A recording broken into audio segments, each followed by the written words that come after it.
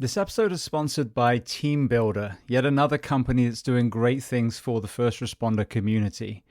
As a strength and conditioning coach myself who also trains tactical athletes, dissemination of wellness information is one of the biggest challenges. Now, Team Builder is the premier strength and conditioning software for tactical athletes, and there are several features that really impress me. Firstly, there is a full exercise library, so you, the personal trainer, does not have to create that within your own department. Secondly, you can send out programming, but also individualize, which I love. So you blanket program for everyone. Now you can tweak based on someone's injury, someone's need to maybe drop some body composition, rather than having to write a program for every single person on their own. Team Builder also allows you to build custom questionnaires to collate health and wellness data. It integrates with wearables. And I think one of the most important things is obviously it tracks. To me, it's imperative that we as a profession start tracking our people from day one and then over the full span of their career, therefore catching potential wellness issues and injuries before they happen. Now, if you want to try Team Builder, they are offering you, the audience of the Behind the Shield podcast, a free 14-day trial to experience all of the features. And if you want to take a deeper dive into Team Builder, listen to episode 1032 with Melissa Mercado, or go to teambuilder.com. And I'll spell that to you because it's not as you'd think, teambuildr.com.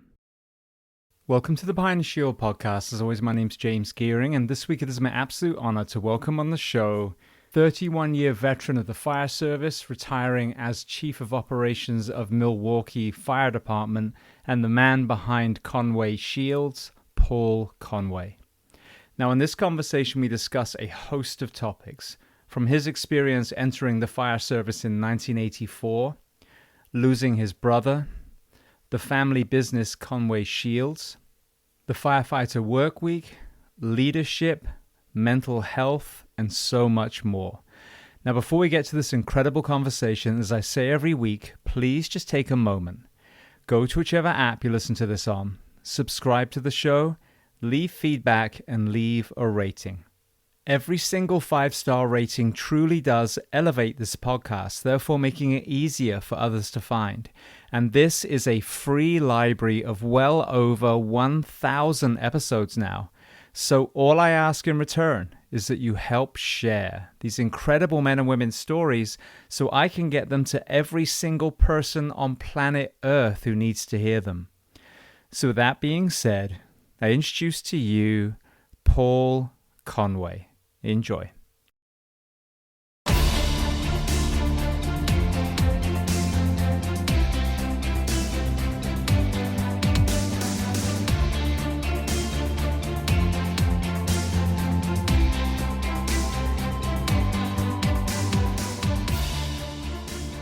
Well, Paul, I want to start by saying two things. Firstly, thank you for having me as a guest on your show, Beyond the Shield, and also for the generous birthday gift that you sent after. And secondly, I want to welcome you onto my show, Behind the Shield, today. Well, thank you very much. I'm very blessed to be here today. Not in the studio, as people can tell. I'm on the road today. Had to go down to Florida for a funeral, so this was the day that we could put it all together. So great to be here. And that was Bill Guston's funeral? Yes, sir, it was. Yes. Yeah, so how was that, the funeral itself? Funeral itself was beautiful. It was all of the pomp and circumstance that you would expect. I will tell you that MDFR, Miami-Dade, did an amazing job of giving Bill all the respect he deserved. It was I don't know, it was in a basketball arena, so it's hard to tell how many people were there, but I would say, several thousand, and the pipes, the band, the whole thing, everything was there. Miami-Dade doesn't, for those who don't know, my wife, she was on Miami-Dade for years.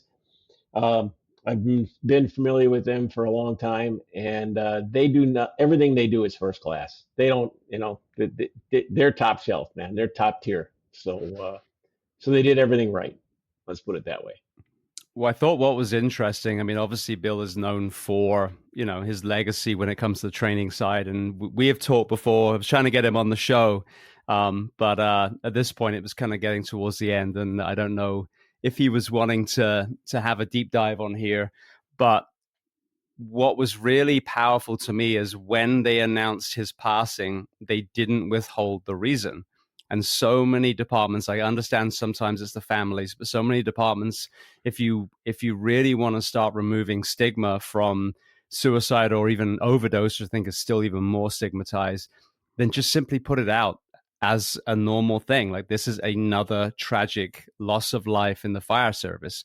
And whether it's cancer or whether it's suicide, we shouldn't kind of feel ashamed or feel, that, oh, we can't talk about that. We can't be honest about that, because I think that was a very important part of losing Bill was that, here we have this fire service hero, and we hear that phrase all the time. That's the last person I would have thought.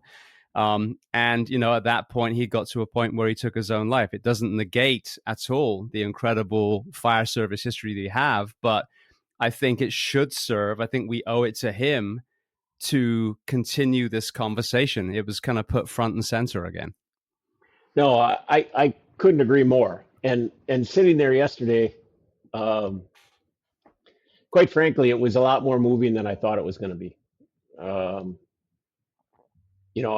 It again, for listeners that are unaware, my brother was a firefighter with me in the city of Milwaukee, and 31 years ago now, he took his own life on his way to work. And that funeral yesterday brought back a lot of those memories. And it moved me more than I thought it would. Not the funeral, that's always, fire department funerals are fire department funerals. But the idea that he chose that same path. And 30 years ago, without a doubt, that wasn't mentioned. It was just he died suddenly. And it was people like myself or my family that said, well, yeah, he took his life.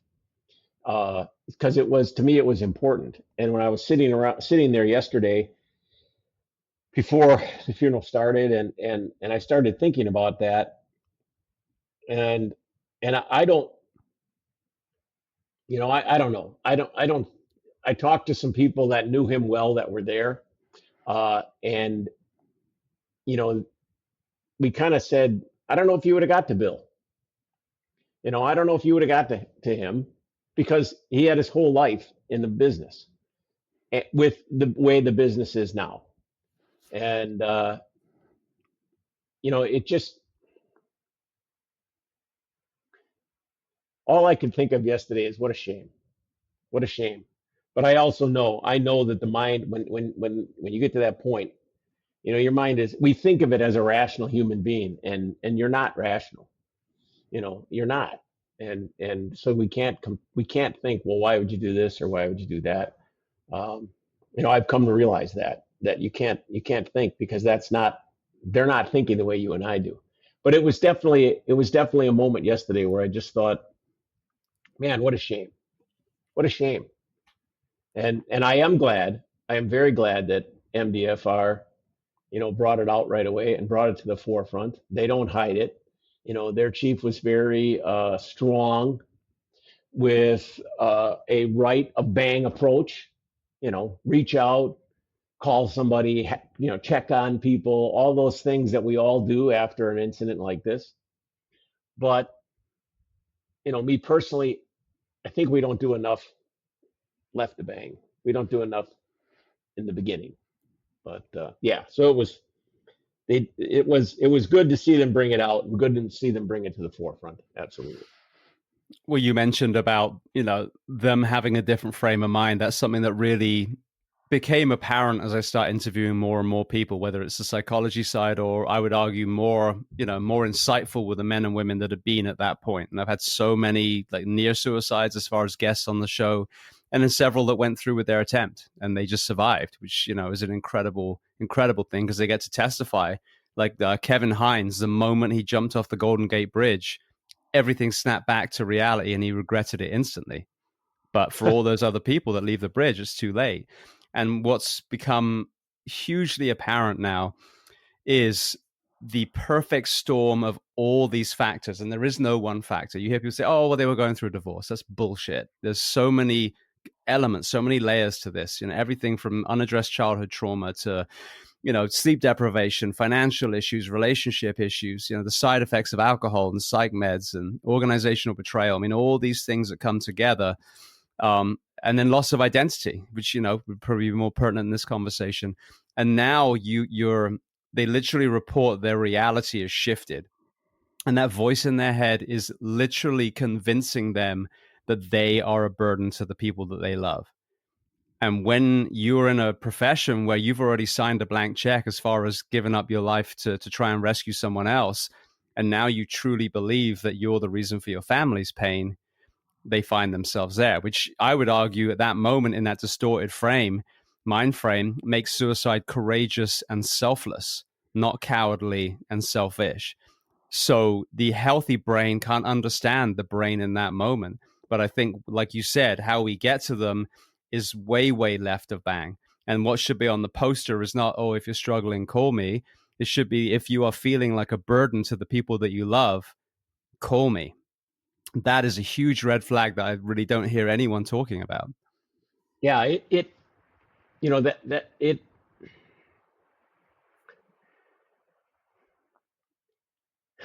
I'm at a loss for words for a minute because you're right. It is, people look, and I've already heard some things on, third, fourth hand people. Well, Bill, it was because of this, it was because of that. And first off, I think, well, boy, you got some stones for somebody you've never met. But you heard from the mailman, who heard from the bus driver, who heard from the garbage man that this is what happened. And then you want to spread the rumor because you want to feel like you have importance and you have value. And that couldn't be a bigger line of BS than I could think of. But you're right. If it was one thing, or if it was firefighter related or police officer related, we wouldn't have farmers doing it. We wouldn't have mechanics doing it. We wouldn't have, the problem is it's societal, and it is an issue of it's not the one thing. It's several different things that pile on. And you've made a very good point there. And it is something I struggle with, and I know I'll get a lot of crap for this. But it is something I struggle with, because if you're thinking of it along that lines, it's the courageous thing for you to do today. It's the thing that's going to help your family out. It's the thing, they're going to get the policy. They're going to get the line of duty death money. They're going to get all these things. Well, we add to that by this big funeral. We add to that. And people are, people I know are going to hate me for it. But we add to that. And we need to get, I don't want to say that we don't do anything. It's not the case. But we need to know that that's not the end goal, is not the big funeral. If I do this, I get the big funeral. When I came on the fire department, there were people I worked with that literally towards the end of their careers, they did what they could do to be killed in a line of duty, because they wanted to go out with their boots on. And I used to think, this is crazy. You're living like a madman because you want that so bad. Well, if you don't ever have that opportunity, this adds another layer to that thing of, I want to be remembered. I want to go out being remembered. And what I see, and I won't talk about Bill and Bill's life, but what I see in my own life is with my brother, is if that's what he was looking for, he achieved it. His name is carved on the wall. All of that's the case. But he took 30 years away from his kids. And he took 30 years away from me. And, I don't know, maybe he wouldn't have lived 30 years. Who the heck knows? But the point is that that was taken. That was the price that was paid for that. And I don't think that price is worth it. I just don't. I just don't think it's worth it. I know it's not worth it. Well, I've said this a lot. The fire service is great at burying our men and women and terrible at preventing the deaths. And I think, it's interesting that you point that out because yes, in that distorted view, when the mind is miswired at that point, that's another added bonus. Well, yeah, I go out like a hero, where you take that same person, get them in time, get them through these healing modalities, and then they realize the hero in this story is that parent, is being there for that children. And we'll get into obviously the work week and other things that also tie into this. But this is the problem: is we have to get to these people before that perfect storm occurs, because that psychosis, and I had a psychologist correct me, say it's not a psychosis, I'm sorry, but I think that's the perfect word for someone who thinks it's the best solution is to kill themselves and take their own life. You are in a psychotic state by that point. And so once they get to there, it's extremely hard to pull them back. But as you said, left of bang, when you start looking at all these pieces that contribute, and you affect, the shifts, and you add more rest and recovery, and you change things so there's not so much toxicity, whether it's at the firefighter level or the chief or, whatever it is, and then that strengthening relationships, so marital problems start to go down, and then you've got a fitness standard. So now the healthy body, healthy mind comes in. You can then forensically start picking apart so many of these layers. But if all you do is shrug your shoulders and throw an epic funeral with last calls and, folded flags, you're not fixing the problem. I'm not saying that's what Miami-Dade has done. I'm just saying as a profession, that's what we usually do. And so, if you just give this good, massive pomp and circumstance funeral, it's kind of almost like you've absolved yourself of any responsibility and then you just move on, rather than saying, why are our men and women dying too soon? We're all going to die one day, but why are arguably some of the most physically and mentally resilient members of our community, who stand on the diamond in incredible shape and incredible mental shape, and we're losing them at 55, 60, if not before? Yeah, no, and yeah, I'd like to also be perfectly clear. What Miami-Dade was beautiful, and it was a wonderful thing, and and like I said, they did it first class. There's no doubt about it. So I don't want to discourage that or take that away from them. What I'm trying to get at is that, like you said, there are so many things. There are so many things that tie into this that we're not getting to prior. We're not, I sat with my wife yesterday afterwards, and we were having dinner and we were talking about this, and she said, I've never, all the things that I've seen or all the things you've seen, how come that doesn't affect us? How come that's not changed you? How come that's not changed? And for her, she said, it really hasn't changed me. And I said, well, time out. It did change me. I was different. I was a different human being. And I look and I say that one of the things that I when we say I want to get back, I want to get to them. The gentleman that I spoke with, the retired fire chief and some others of age, look at life differently. And I think that we do that just by age. If we've made it to this far, we see the world through a different lens. And we see, as you are, that there are things that don't, they don't seem as they are. Things don't seem the way that you think they are. People have personal problems and all these other things. And we do these things, we see all this stuff, but we look at it differently because we survived it. And it's the idea. I look at it and I say, I don't know. I told her, I says, I don't know why that is with you. I don't know why, but somehow psychologically you were built for it. You and I said, maybe we need to start out with a test. We take a psychology test coming into the job, because a lot of our jobs up in Wisconsin, there is nothing like that. There is for law, but I don't think there is for fire. But we start to figure these things out ahead of time. And part of it, I think, and I'm off track a minute, but part of it, I think, was with her, is she had people on MDFR that were telling her these were the things you were going to see. These were the things you were going to be exposed to. it was almost like a precursor. Hey, these things are going to happen, and when they happen, we're going to talk about them. But again, she had a strong mind that it was never anything in her life on the job, what she's seen, what she's had to do, that's bothered her. It was, as you said earlier, all of the other things in her life that were the things that were beating her up. You know, um, yeah, yeah.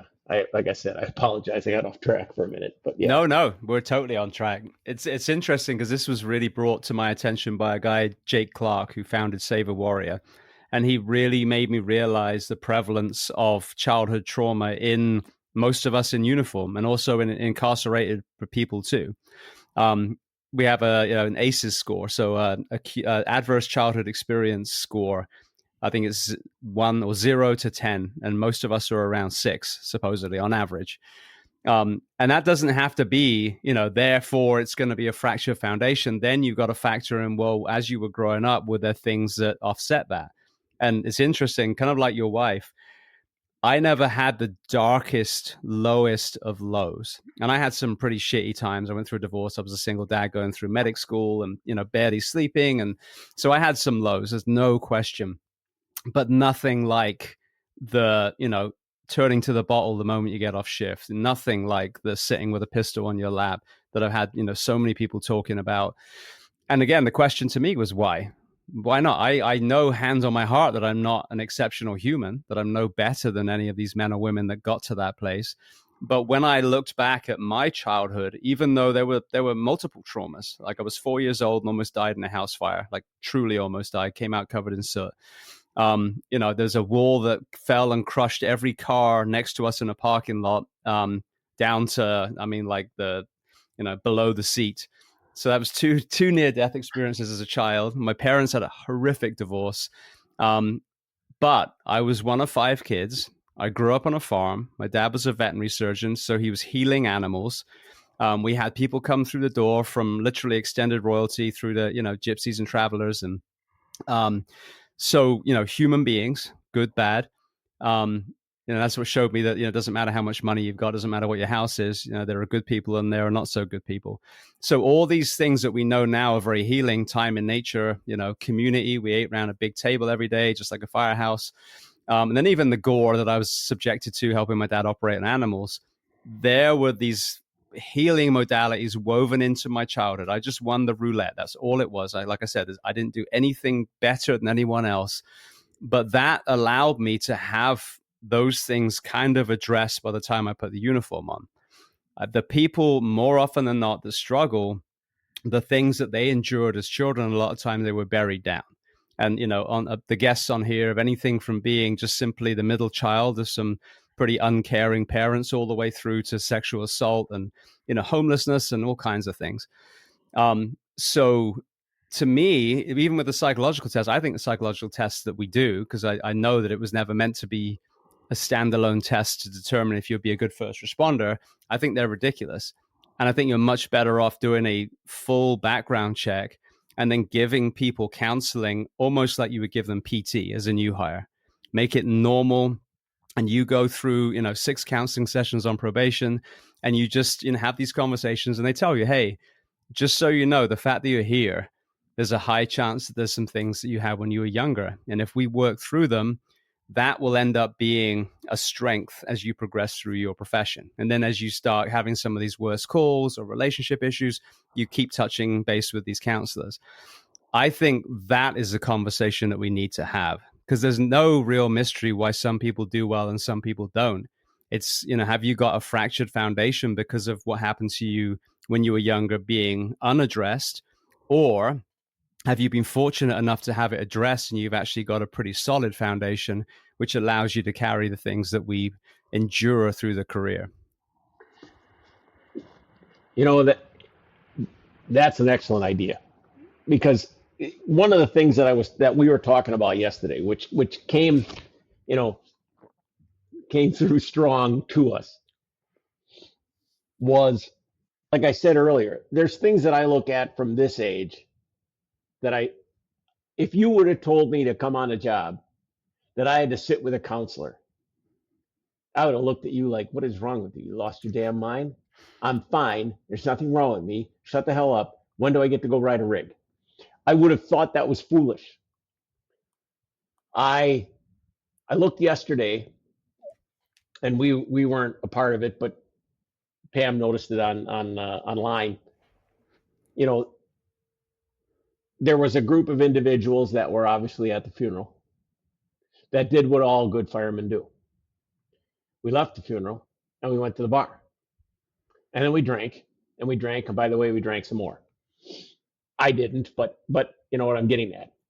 And I looked at that because I've seen it. I remember the 20th anniversary of New York of September 11th. I was in New York City, and I watched literally as the night progressed this thing that was supposed to be a somber ceremony of losing the lives of 343 firemen become a drunk fest. That firefighters were brawling in the street. So much so that the next morning, when the families of some of the fallen wanted to do a walk through the area, they couldn't because there was so much garbage, vomit, and everything else on the path. And I thought, how in this service of drinking, how disrespectful we were to those who lost loved ones. What I'm trying to get at is age teaches you to look at those things differently. And it's how we get our next, you know, I look, and when I said earlier about Bill, I don't know if we would have gotten the bill. What I meant by that was the fire service will not change this overnight. Neither will law enforcement, neither will anybody else. It may take an entire career, may take an entire generation. But like you said, if we start at the beginning and we give them the counseling, we try and tell them they are tactical athletes, and we're going to give them everything they need accordingly. And we'll get into this, like you said, sleep and everything else. But we have to be able to somehow convince them, because I know when I was in my 20s, you couldn't tell me. I was a, tough, I could take anything. I even had the big mustache, all that other jazz. You couldn't tell me any of that. I would have thought it was all a bunch of garbage and all a bunch of baloney. But if now, and this is what I look at now, and I think one of the things that cities may not like me for this, but I would tell every single young firefighter, you have one goal: to get out the other end as healthy as you possibly can, both mentally and physically, and have a longer time on pension than you had on the job. And that's why we're doing all of this now, because I don't want you broken. I want you in tip-top shape. When you walk out the door, I still want you to be healthy, and I want you to be mentally still, tip-top mentally, so that you can live this wonderful life of 20, 30 years, on a city pension. And we have to figure out, we just have to figure out how to convince, and maybe it's easier than I think, because you know what, these kids nowadays, there's people that talk about, oh, they're not this, or they're not that, or they're not tough enough, or they don't, you know what, that's all a bunch of garbage. It's all garbage. And I just think that they look at life differently than us. I think we've realized that they don't, if you told me I had to work 80 hours a week as a fireman, I didn't care. I wanted to be a firefighter. That's it. End of story. If that's the schedule, that's what I'll work. Oh, it's going to kick the crap out of me. I won't see my family. Who cares? Who cares? I'm a firefighter. They don't think that way. Because if they did, we wouldn't have the crisis with people trying to come on our job anymore, where we just don't have the applicants. So, let's find out a way. Let's find a way. Let's find a way to start setting this up when they come in the door in their first 6 months, their first year, and continuing on throughout their career, so that it becomes the norm. It becomes the norm. Just like for me, it was the norm. I came in the firehouse, I got soaking wet, I got covered in flour, I had World War II guys laughing at me, but constantly playing practical jokes. I had a year of being subservient to everyone else in the firehouse before I actually got to belong to the company. Well, why did we wait a whole year? Why did we do any of that? That's foolish. Now I look back and say that's asinine. If we want people, if we want cohesiveness, we want a culture of the firehouse. We want people to love the job. We want all these things to happen. Why don't we start on day one? Why don't we start that on day one? And why don't we get them coming through the door, as you put it, with mental coaching, performance coaching, physical fitness, the counseling that, so they can see, because, you bring up a great point as we started this. We come in here to serve in an altruistic way that we're going to make the world better. Well, why are we that way?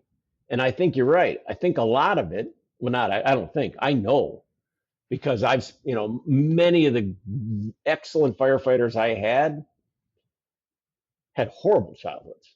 There was something broken in them. They came there because they were broken and they wanted to be part of something bigger than themselves and make the world better. And that's what they did. So I'm on board. I'm all about that. Let's get that done. Well, I think what is encouraging is, and you already said this young generation now, I've heard that, they don't want to work. And, then, like you said, they're not tough. And, all they do is play on devices. And you're looking at the wrong section. And we have that section too. I mean, look at the dudes that hang around in Lazy Boys, eat chicken wings and watch football and criticize athletes from the comfort of their chair that's straining under their 300 pounds. That's our generation too. We know that guy.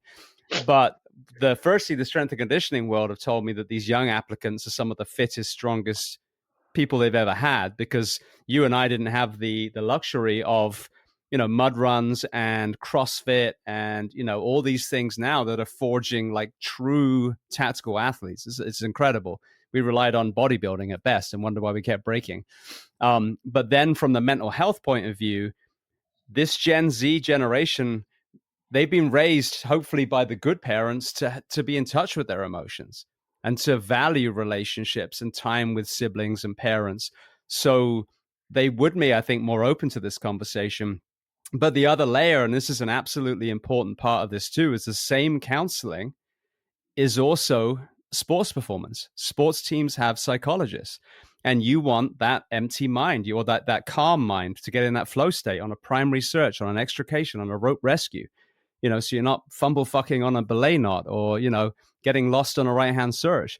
So when you put it to them that way, like, well, we want you to have longevity. We want to make sure that on the mental health point of view, that we're allowing you to offload things. Because let me tell you about the majority of us, we have these things. And you don't have to tell me, but I'm pretty sure a lot of you in the room have probably got things that you've had in your past too. So what a beautiful opportunity for you guys to be able to work on that. But the upside is, you also then get to forge your mind to be a high performing firefighter, paramedic, whatever role you're playing. And then you compare back to our generation of all the chest beaters that talk about being into the job, who haven't raised a finger to try and improve the work week in their department. But their firefighters are working 56, 80-hour weeks. You got to be into the job. Oh, really? You got to be into the job. You don't even understand the word performance. If you're beating your chest while you're holding a Halligan and swinging it around, but your firefighters are working, 4 sleepless nights a week, you have no concept of what performances is. So you can actually reel that in and set this young generation up for a true success, because now you create a work week and an environment that is going to forge the highest performing firefighters that we've ever had in all the generations. Yeah, no, 100%.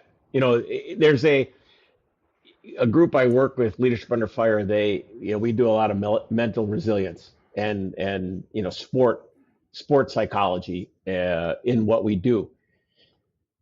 And it's funny because sometimes there's those in the unit or in the group that are very strong on, look, when we say mental resiliency, we're not talking about the kind of mental resiliency you're thinking of, or my sister being a suicide prevention coach and things like that.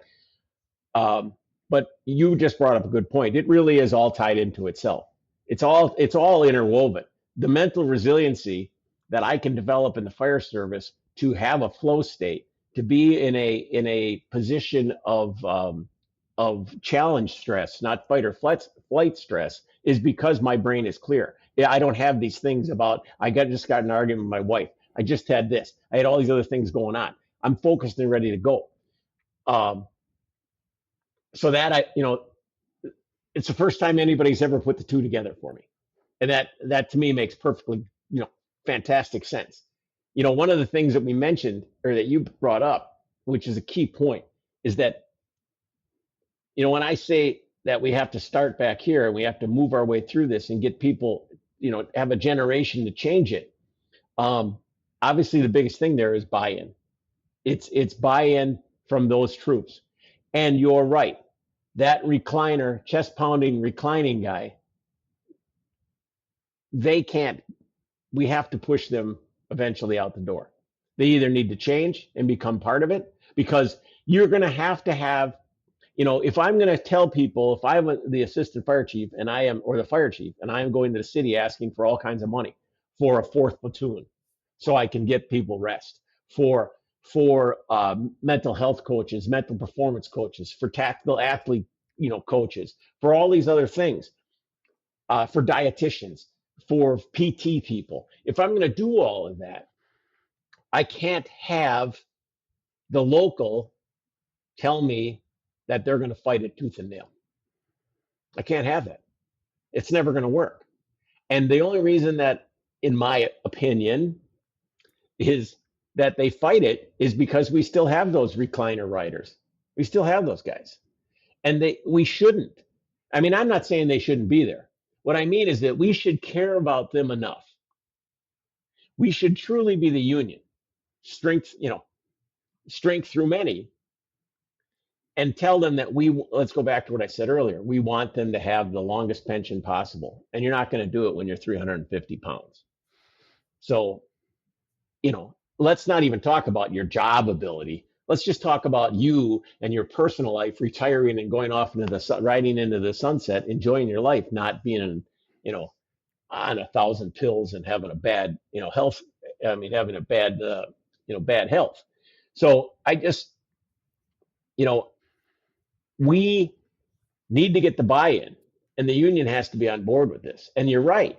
It's cowardice. I look at it now and I say, and we've had this conversation, why in the heck was I working 16 hours more a week just because? Why? We brought it up earlier, I know, in the conversation when you were on our podcast, about why do we start at 7:00, or why do we start at 8:00? I was listening to a firefighter the other day. Their tours change at 0700, and they're required to be up by 5:30 in the morning to change at 0700. Insanity. He says we run, by the time we finally we might get in at 4:00, we get a half hour and they're banging on the door, get up, you have to be up, it's shift change. And I asked him, I said, well, why? Well, because we have to. Okay.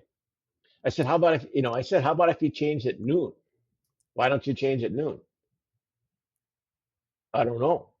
Because we changed at 7. I said, but why? I don't know. I said, well, would you like to change at noon? He said, oh, that'd be awesome.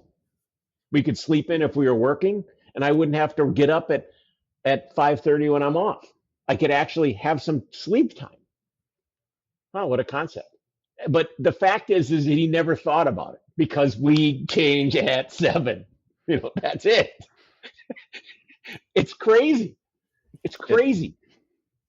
It is. Yeah. When someone told me about the start time difference, that was only 3 years ago, probably. Someone brought it up, and I just literally probably actually facepalmed, and that makes so much sense. And as I think we spoke on your podcast, If you're doing a 24-hour shift, it's a dial. You can spin Yes. that dial wherever you want. But what blows me away is the conversation. The only conversation I've heard is like, oh, we could do 7 p.m. Like, why still the number? Why are you hanging on to that number? Now it's 7 p.m. Why 11 or 12? Just like you said, ongoing shift can sleep in after getting murdered all night and then get up, wash the rig for the next crew, have coffee, then they come in. The oncoming crew wakes up, and as I highlighted in our conversation, 24/48, you only see your family. Well, I certainly did, 1 out of every 3 mornings. Because the first morning I'm up at 5 and out the door, they're all asleep. Second morning, they've all gone to school and work. Third morning, I actually wake up with them. So now you add a second morning where you wake up, have breakfast with your family, take the kids to school or preschool, then go to the station, miss rush hour both ways. It makes perfect sense. And again, well, because we've always done it that way. And I heard a guest, he was a Spanish businessman, like Argentinian, I think he was. And he's talking about his father had the rule of, I think it was 3 whys. And just like you said, why do we do this? Oh, because we've always done it. But why? Most arguments will fall at the second why because you realize you can't justify it. If he said, if you make it to the third why, like, why do you need water? Well, it hydrates me. Why? Because my cells need it. Okay, you really need water. You really need to breathe. But a lot of these other things, if it can't pass the 3 whys or even 2 whys, then there's a beautiful opportunity for change. No, I mean, James, I honestly, and your listeners know, um, you're an amazing podcast and you're an amazing individual. And I have not, no, for those listening, we probably a week ago, we did a podcast. He was on on our show. I have not stopped talking about you because, and I'm not telling you this because you're like, oh, put you on a pedestal. But the reality is this: if I was still working, if I was still assistant chief, and I heard some of the things you mentioned, because we've been trying to get a 4th platoon. We were trying to get a 4th platoon when I was there. They're trying to get it now. They're trying to convince the city that it's worth it, that it saves money, it saves the overtime, all those other things. But literally, the things that you bring to the forefront, I listen to, and I've listened to several of your podcasts, and I think, why didn't I think of that? How come it takes James Gearing to think of that? Well, it's not me. Let me just jump in it. It is not me. It's 1,000 guests. So all of that wisdom is not James Gearing. I'm just the conduit saying, hey, this person over here has a really good idea about sleep, back pain, whatever. And all of us don't sleep and we've all got back pain. Maybe we should listen to that person. So nothing that I talk about is my own thought. I wish I was that intelligent. Well, then you're the conduit. But either way, you're bringing it to the forefront. And I look at, for example, the hour of shift change, and I just think the same thing, is that there is no reason, there is no why that can be answered. It's the fire service is, as we all know, it's Milwaukee, it's 150 years of tradition, not impeded by progress, because we just do things this way. I think of the alarms, the alerting systems, and how they've changed over the years. We literally, when I started, it was the Claxton and the lights coming on. So you went from asleep to bang, get up. Well, obviously that didn't work well for our hearts. That wasn't good for us. And we've slowly, but surely changed it. So maybe, not maybe, it's time to start making change. It's time to if we have this crisis, of people not applying for the job as they used to. We have a horrible retention problem. People are leaving, going to other jobs. They're coming into the fire service. We're spending, in the city of Milwaukee, I think it cost them $80,000 to make them paramedics. We spend probably another $60,000 to get them through our fire academy. So we have money invested in these individuals, and they're leaving us. We had a gentleman from a community down the street, not Milwaukee, but one of the suburbs. he was on the job. He came on and he had just basically completed his year. Told the fire chief he's quitting, and the fire chief said, "Why, are you going to the fire department?" He says, "No, I think I'm going to go drive school bus." He said, "Say that again? You're giving up a pension? You're giving up all this stuff?" He goes, "Yeah, it's just not the schedule, I don't know, it's just not gelling for me." And nobody would have done that when I was working. So there's something going on. There's a different group of individuals. Let's take advantage of them, not take advantage of them. Let's take advantage of who they are. Let's learn what they need and what they want. And let's make them the best firefighters we possibly can. Why not? What does it hurt? What is it? What tradition? Tradition? Really? What tradition is more valuable than our employees? What tradition is more valuable than our brothers and sisters? Yeah. Because like you summed it up. If the union is not fighting for a 4-platoon system for a 24/72, that's not courageous. Well, I'd say the same with the fitness standards, circling back to what you said earlier. When you have a standard that is extremely easy to hold people do if they've gone through a proper fire academy, a decent fire academy, that is an easy standard. Let's say, for example, the CPAT or fire sled has, I think it's the FPAT they call theirs. But you're moving hose, you're carrying a ladder, you're dragging a dummy, the things that you have to be able to do as a firefighter, which will transition into extrication and other things. And you hold them at a standard at the front door. You are forging physical performance and you are forging longevity, just like you said. These heart diseases, these strokes, these byproducts of obesity that we see kill so many of our men and women. And if it's not at least in the uniform, then it's shortly after, because we don't count retirees in any way, shape, or form as far as statistics. People ask me, how many firefighters do we lose? I'm like, no one knows. No one has a clue, because there is no VA for first responders. But if you're opposing an initiative that, and I say this all the time, in Florida, your fire certification is literally labeled minimum standards. This is the shittest you should ever be your entire fucking career. And then you're held to an arguably pretty piss easy standard, which is a 10-minute, 20-second CPAT, for example. That's all you're asking, and there's an opposition for that. Oh, you're trying to take jobs.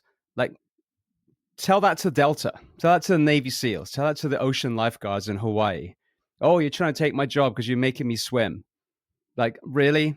At some point, you've got to take a step back. And it's the same with the work week. It's the same with the access to the mental health. At what point are you going to acknowledge that some areas are completely broken and you've just simply been doing it wrong? And that is reflected on the excitement of young potential firefighters, or lack of excitement coming into our profession. And it is the most beautiful, honorable job. And this is why you still talk about it after, transitioning out. It's why I do, because we love this profession. But the way that we've built the work week and the lack of standards around it has created this. And probably that gentleman that decided to drive a school bus, if he'd been in a very, very competitive testing process like it was 10, 15, 20 years ago, he probably wouldn't have made it, because at some point he would have realized, this isn't really worth it. But you're getting all those people now. No disrespect to him, but we're getting people whose heart isn't in it, because we're lowering standards and we're scooping up. Like locally here, Marion County is now trying to get 18-year-old high school students. We know neurologically that it's not even safe to get an 18-year-old to start working in a busy downtown station 24 hours getting murdered on a rescue. So this is, this all ties in together, where if you want those excited, hard chargers, then you have to fix the things that are broken. So we attract the excited hard chargers, because they're not stupid. They know what performance looks like. And I hate to tell you, American Fire Service, but a lot of these departments from the outside looking in, some of these men and women that get off rigs, they are not screaming performance at all. And that discourages these young people from joining them. No, that there's so much to unpack in what you just said. Starting with, I do look at the European Fire Service, for example, and I know that we do things different. It's a different world. I get all that, but they treat it, at least for those I know, whether it be I have some interest, some understanding of Germany and of Belgium, and it's they treat it like the military, or maybe they are a branch of the military. I don't know, but they have to be in shape. They have to, they're all about being squared away. And I agree with you. I always had a problem when people would talk about we have to do this we have to lower the standard or lower that standard to get more minorities. We have to do this, do that. And I'd say that, you know what, that's a bunch of crap. That's all crap, because I rode backwards with men and women that were all different colors and all different beliefs. And they all went through the same experience I did. They all went through the same fire academy, and they were all as good. Actually, they were all better than me, but we were all the same. So we don't have to lower standards. And I think that what you said is vitally important, and I think we're missing it. And that is that if we make it something that people want to be part of, a challenge, we start there and we say, look, this isn't for everybody. And it's okay. It took me years to realize just because you weren't a good firefighter doesn't mean that you shouldn't still be able to, I used to call them oxygen thieves, because if you weren't a good fireman, you were an oxygen thief. And the fact is, that's not true. I'm an idiot. You can be a wonderful human being and just really not find firefighting to be your gig. And it took me years to see that, but it is fact of life, folks. You can actually be a good human being and not be a good firefighter. But beyond that, if you're right, these are again things I think about, is that when you bring them up, if I go to a firehouse and I see a bunch of guys that I think firefighters are, I'll give you an example. I said this to you once before. I think that I took a friend of mine to FDIC. He was a physical fitness coach. He wanted to, this is literally 20 years ago. He wanted to get an idea of what firefighters do so he could work with clients that were firefighters. Two things he came up with. First thing he came up with, he said, the whole New York Fire Department must be here because everybody's wearing a shirt that says FDNY. And I said, yeah, just because they have a shirt on doesn't mean that they work for New York. And he was like, well, why would you wear a shirt if you don't work for the fire department? Long story. The other thing he said was, I thought you guys were in shape. I never seen so many out of shape, overweight, fat guys in my life. I really thought the fire service was different. I really did. And to me, somebody that considers it a true profession, a true craft, and am a believer in you give up the right to be a fat ass. You give up that right because your life depends on me being able to do my job, and vice versa. So you give up that right. And we don't hold anybody to a standard. Like you said, our job was notorious for guys come out of the training academy. I was 165 coming out of the academy, and I maintained that weight most of my career, at least half of it. Probably I put on a lot of muscle. I was not that I was Schwarzenegger, but I was very thin when I was in the academy. And when I got to the engine house I got to, it was a bunch of guys in their 30s and 40s who were really into fitness. And they were like, kid, you ain't ever going to do this job if we don't put some weight on you. So they brought me up to like 190. I'd like to say it was all lean muscle, but probably not. But the point is that there were other people, and more often than not, guys came in the door of the firehouse at 165 like me. And by the time they had their year on, it was like, what do they call it? The college 20 or whatever, freshman 20. They were 210 pounds. I mean, they'd gained like 20, 30 pounds, but nobody told them, hey, that's unacceptable. They looked at the guy. I'm going to pick on chauffeurs because we always do. They looked at the chauffeur sitting with with ice cream on his belly, watching the TV in a recliner, and said, "Well, I can grow up and work on being that." I mean, we don't hold the standard. The problem is, at least my experience, is the union doesn't allow us to. They fight it because they say we're trying to take their jobs. And I always told them, look, I'm not trying to take anybody's job. I'm willing to set a scale. When you're 22, I expect you to run sub 8-minute miles. When you're 32, I'd expect you to run a 10-minute mile, and so on and so forth. So I understand you're going to age, things are going to be different, but the military's been doing it for years. It reminds me of, I saw something the other day that said chiefs and officers should always come up through all the ranks, or they're going to be lousy. They won't be good chiefs and officers. And I started to think about that for a minute, and I thought, wow, I wonder how the military does it. Because I don't know a single officer, unless you're a Mustang, but very rarely are officers enlisted. They're officers from day one. So somehow it works there.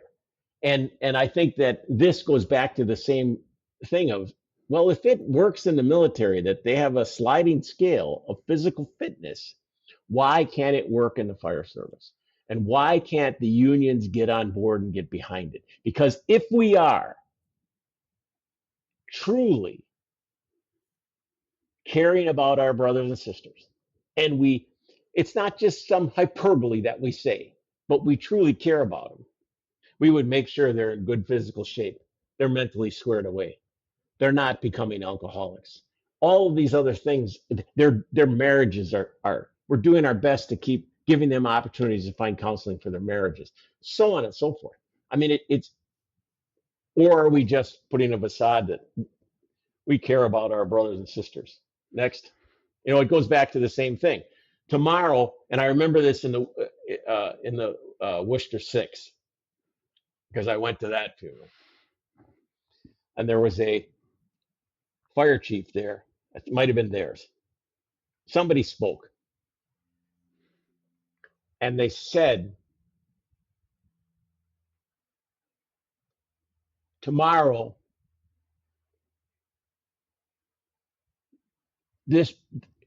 today that you're all here for this funeral, and tomorrow you're going to go back to your day, and you're going to go back to the life you live. And you may speak of how beautiful is the wrong term, but what the pomp and circumstance of this funeral was. 6 members lost line of duty.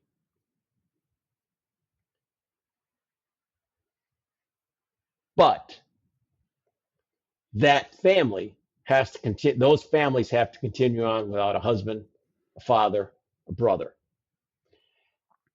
And politicians who stood up here and gave us their word that we're not going to allow things like this to ever happen again, will go back to their offices and will continue their business. And it will be another day for them. And that'll be that. And I'm not, I'm generalizing. I'm not putting everybody in that category. But it really moved me. It reminded me that, no, they're right. We can't have things like yesterday and then just go, well, hopefully we won't have this happen for a while yet. We just can't. And I can tell you, I mean, I look at it and I say that I am going to do something. I haven't figured out what yet, but we're going to do something. We're going to push forward on changing that culture, changing the culture in our service, changing the culture in the job we love, because these kids deserve it. They deserve it. Absolutely. We have to do it. We can't keep doing the same thing and expecting things to change. Period. And that's where I'll just end with this. That's where I think are doing such a marvelous job, because you're bringing all these people in. And you're bringing people in with different ideas, different thoughts, people that have been to the wall, people that have stepped off the bridge and realized, oh, as soon as I left, reality struck in. Reality hit. Uh-oh. That's huge. That's huge. Anyway, sorry. No, it is brilliant. I think this is just it. Because I decided to really make a vast spectrum when it came to the guests. What I found myself doing was talking to, again, lots of people in the military, but including their strength and conditioning coaches, their mental health coaches, the sleep experts, within the Army, the Navy, all the branches.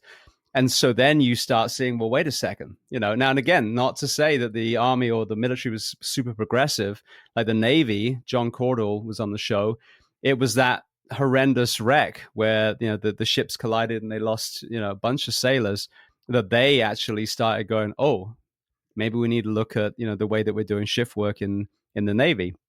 And you look at the actual backstory of everything from the Exxon Valdez to was it Fukushima, I think, the nuclear disaster there. Yeah. All these massive incidents, more often than not, sleep deprivation was a massive contributing element. And even with the weight conversation, I'm always very, very fair. The way that we break our first responders promotes weight gain. It promotes diabetes. It promotes testosterone depletion. It promotes all of these things. So the fit firefighters that we see, that's despite the work environment, unless they're in the Northeast or somewhere that's actually working in a 42-hour work week and is fully staffed. But the rest of them, we're destroying them and we're making it even harder for them to be fit. So when you have these conversations and setting standards as far as fitness, you're doing it because you're trying to save lives. So anyone who's opposing that, shame on you. Secondly, no one is saying, okay, you got to pass this tomorrow or you're fired. Not a single person is saying. They're saying, okay, we're going to have a standard. There's going to be a year-long on-ramp or 2 years to where you have to be. But here's the caveat. You cannot be on a rig right now. You're 300 pounds. If we need you, like next to my station in Reedy Creek, which was Disney, was a 30-story high-rise hotel. A high-rise strip is 100 pounds on I was 168 my whole career. So almost half my body weight, actually more than half my body weight, excuse me, strapped to my skinny ass frame, climbing 30 floors before you even go to work. Then you have to force doors and search and pull people out and do the things that we do. So as you said, this is not carpentry. This is not, making cups of coffee in Starbucks. This is life-saving interventions. And if your fitness isn't to the point where you can facilitate a rescue, then you should be in some sort of training department or whatever it is until you get back.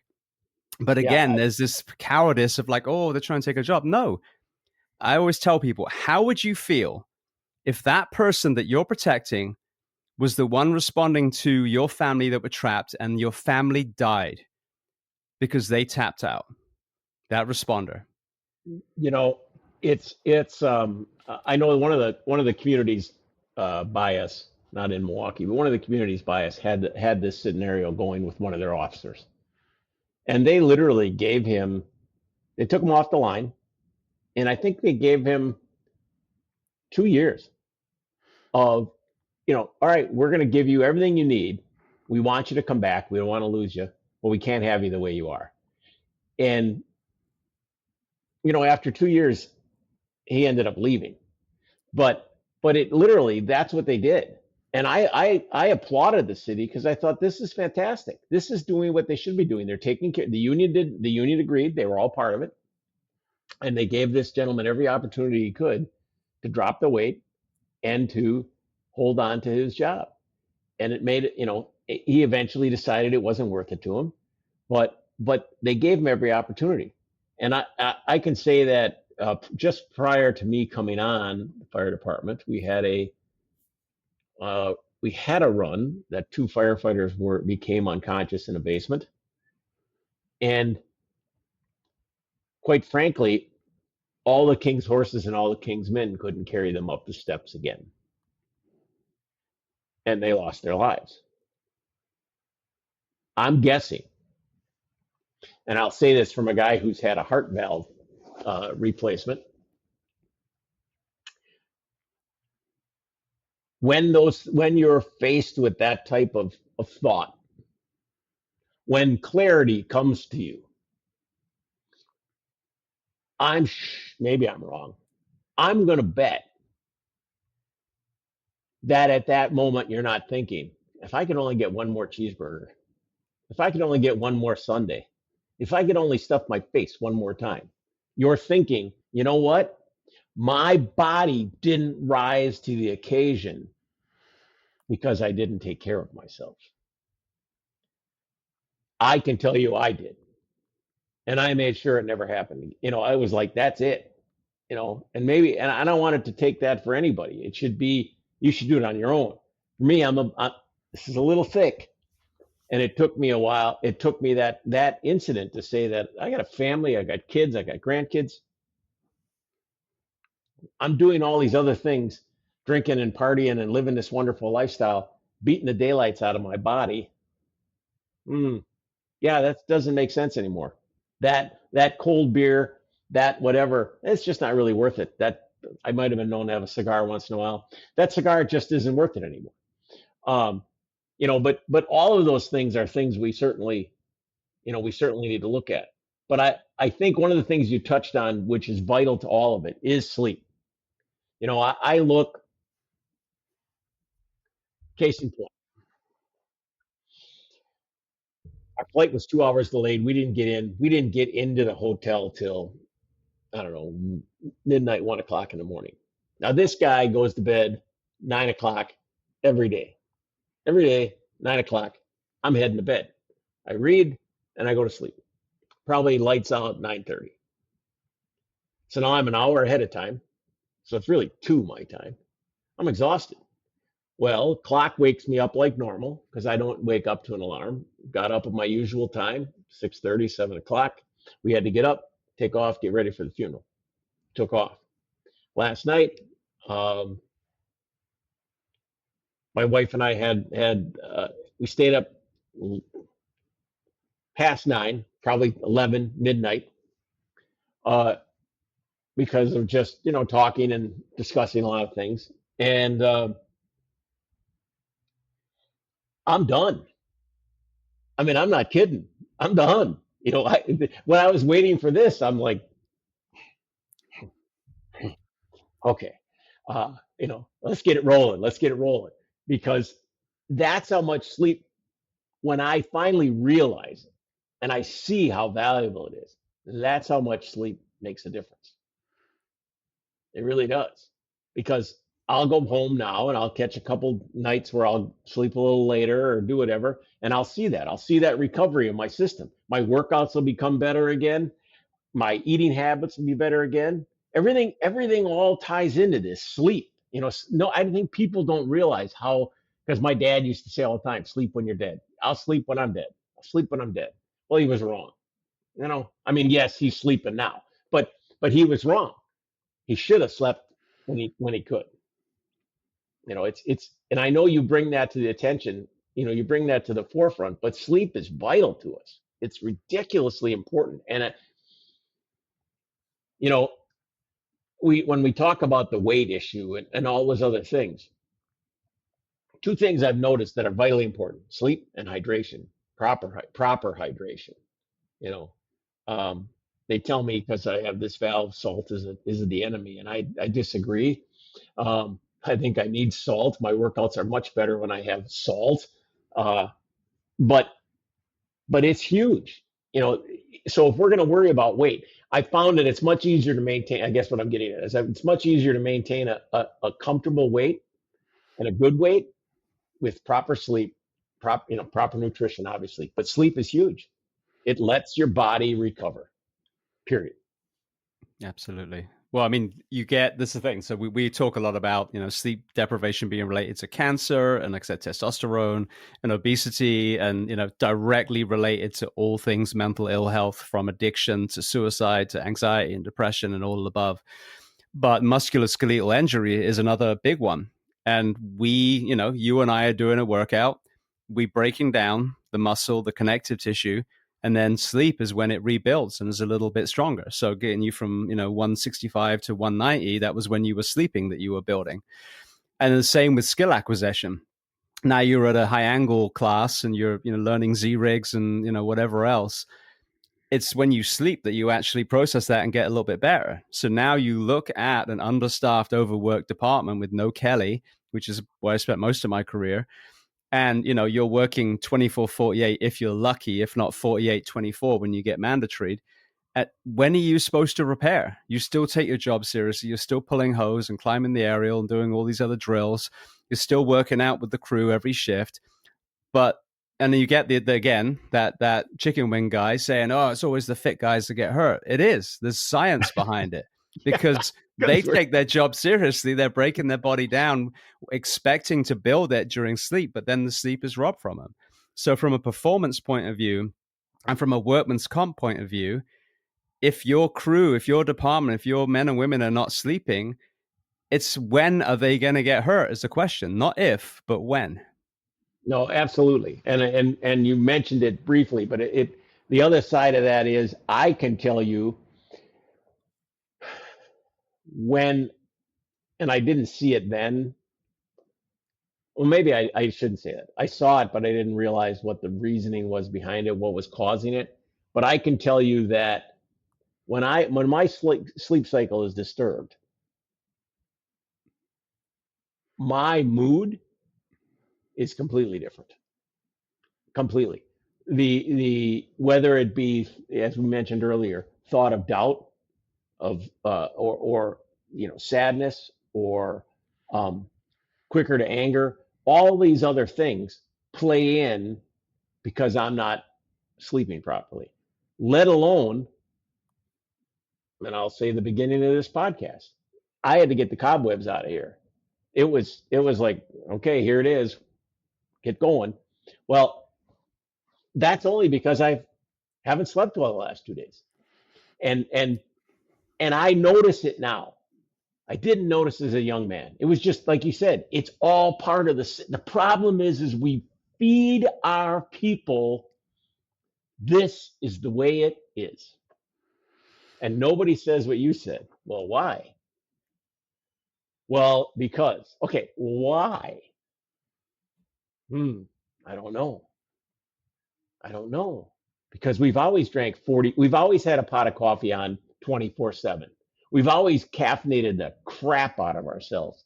We've always hidden our sadness, our depression, our whatever we were carrying in our heads that day with a few beers with buddies, because that solves the problems. Takes it all away. Well, it doesn't take any of it away. Oh, I can't sleep. Okay, we'll have a nice glass of whiskey before bed. Well, that doesn't do any good either. We're sleeping, but we're not sleeping. We're not in reparative state. We're not recovering. We're not doing anything we should be doing. And it just seems again, I don't have the answer, James, but I know that we have to change the system. This can't continue. We're at a golden opportunity for us to take these younger firefighters, a whole different generation, a generation that looks at the world completely different than I did, and give them the tools they need to get out the other end healthy and mentally fit. We have to.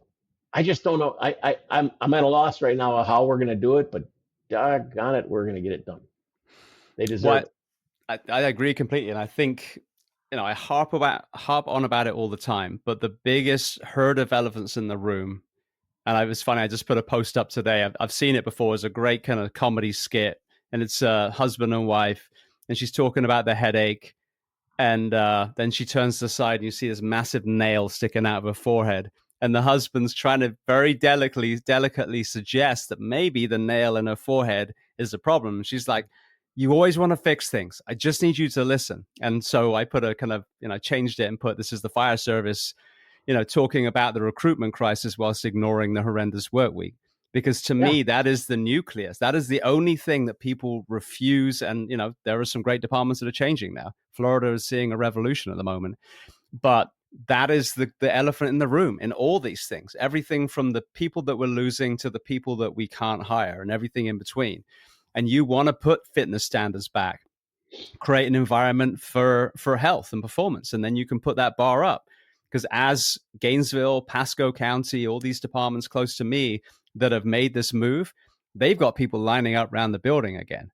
So instead of taking 80% of the list, they can go back to taking 10% like we did 10, 15, 20 years ago. And so now you can say, oh, and by the way, we're going to hold you to the standard every year. Boom. Now you've just hit it from two sides. You've given them a healthy work week and you're now maintaining fitness. Now, as we mentioned earlier, you bring in a culturally competent clinician and at the front door, you work on their mental health. Now you've got a physically fit responder who's already starting to process some of the things, whether they're just talking about the weather or whether diving deep into what happened with their creepy uncle, whatever it is, they're working on that. And now they've got a healthy work week where they're home where they're supposed to be after 42 hours. Now you've got a ripple effect of a healthy relationship back home. So to me, the 42-hour work week, and for people that obviously, already working that, then you go to the next level, the fitness standards and all the other things. But for the majority that is so woefully understaffed, that if you're not doing a 24/72, and I know I saw one recently, it was 24 on, 24 off, 24 on, 5 off. Again, look at the sleep medicine, see what a horrible recovery period that is. I would argue the 24/72 is still the right one. But yeah, that is the biggest bang for the buck. And then we can start tweaking all the other things. But the phrase I always hear is people go for the low hanging fruit. I'm doing air quotes. Well, to me, that's the bitch move. Let me do the easy thing.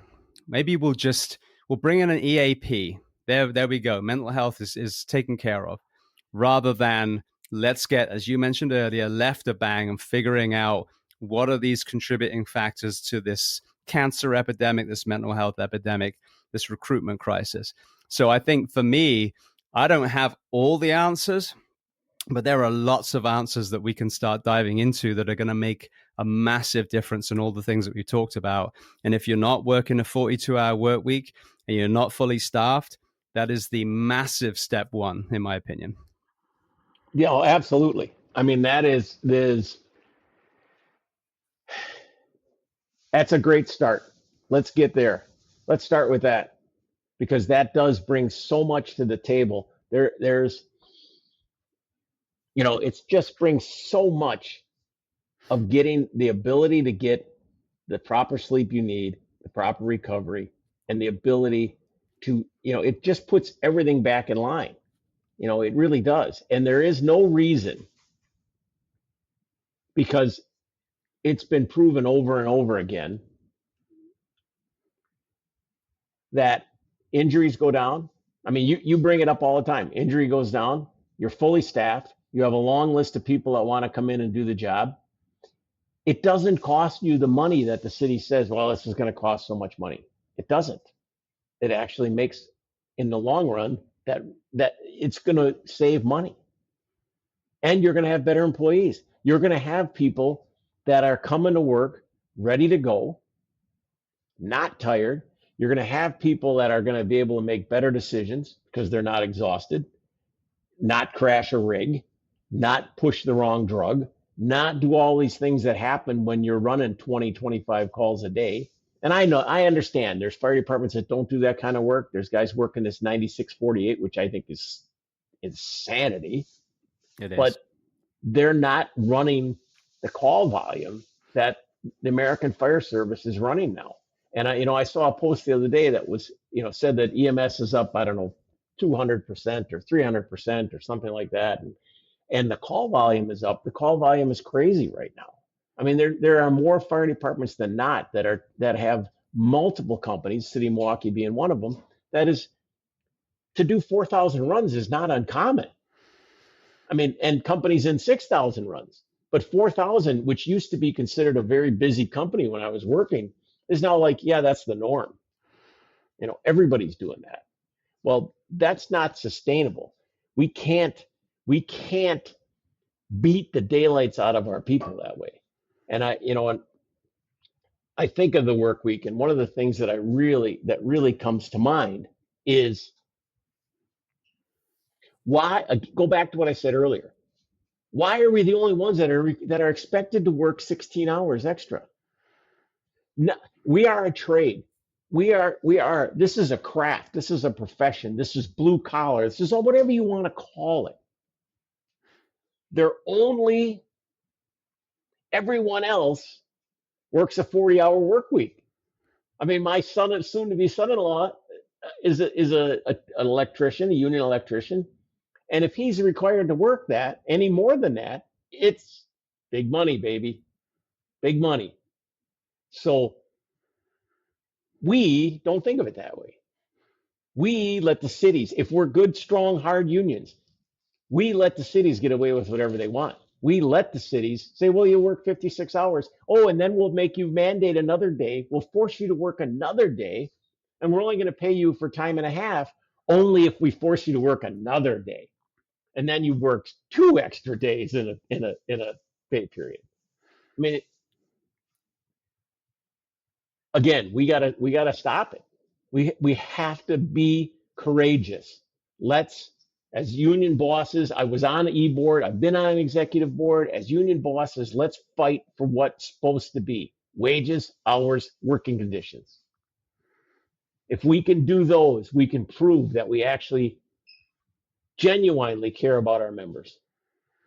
Because I think, opinion only, there are more fire departments than not that want their people to succeed.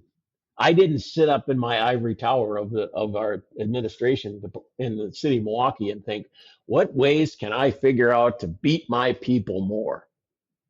I listened to them tell me, Chief, we're getting our faces kicked in. You got to help us. You got to give us something. We were willing to help and willing to change, but we have to start somewhere. And I think I'm with you. That 2472, let's start there. Absolutely. Let's make this happen.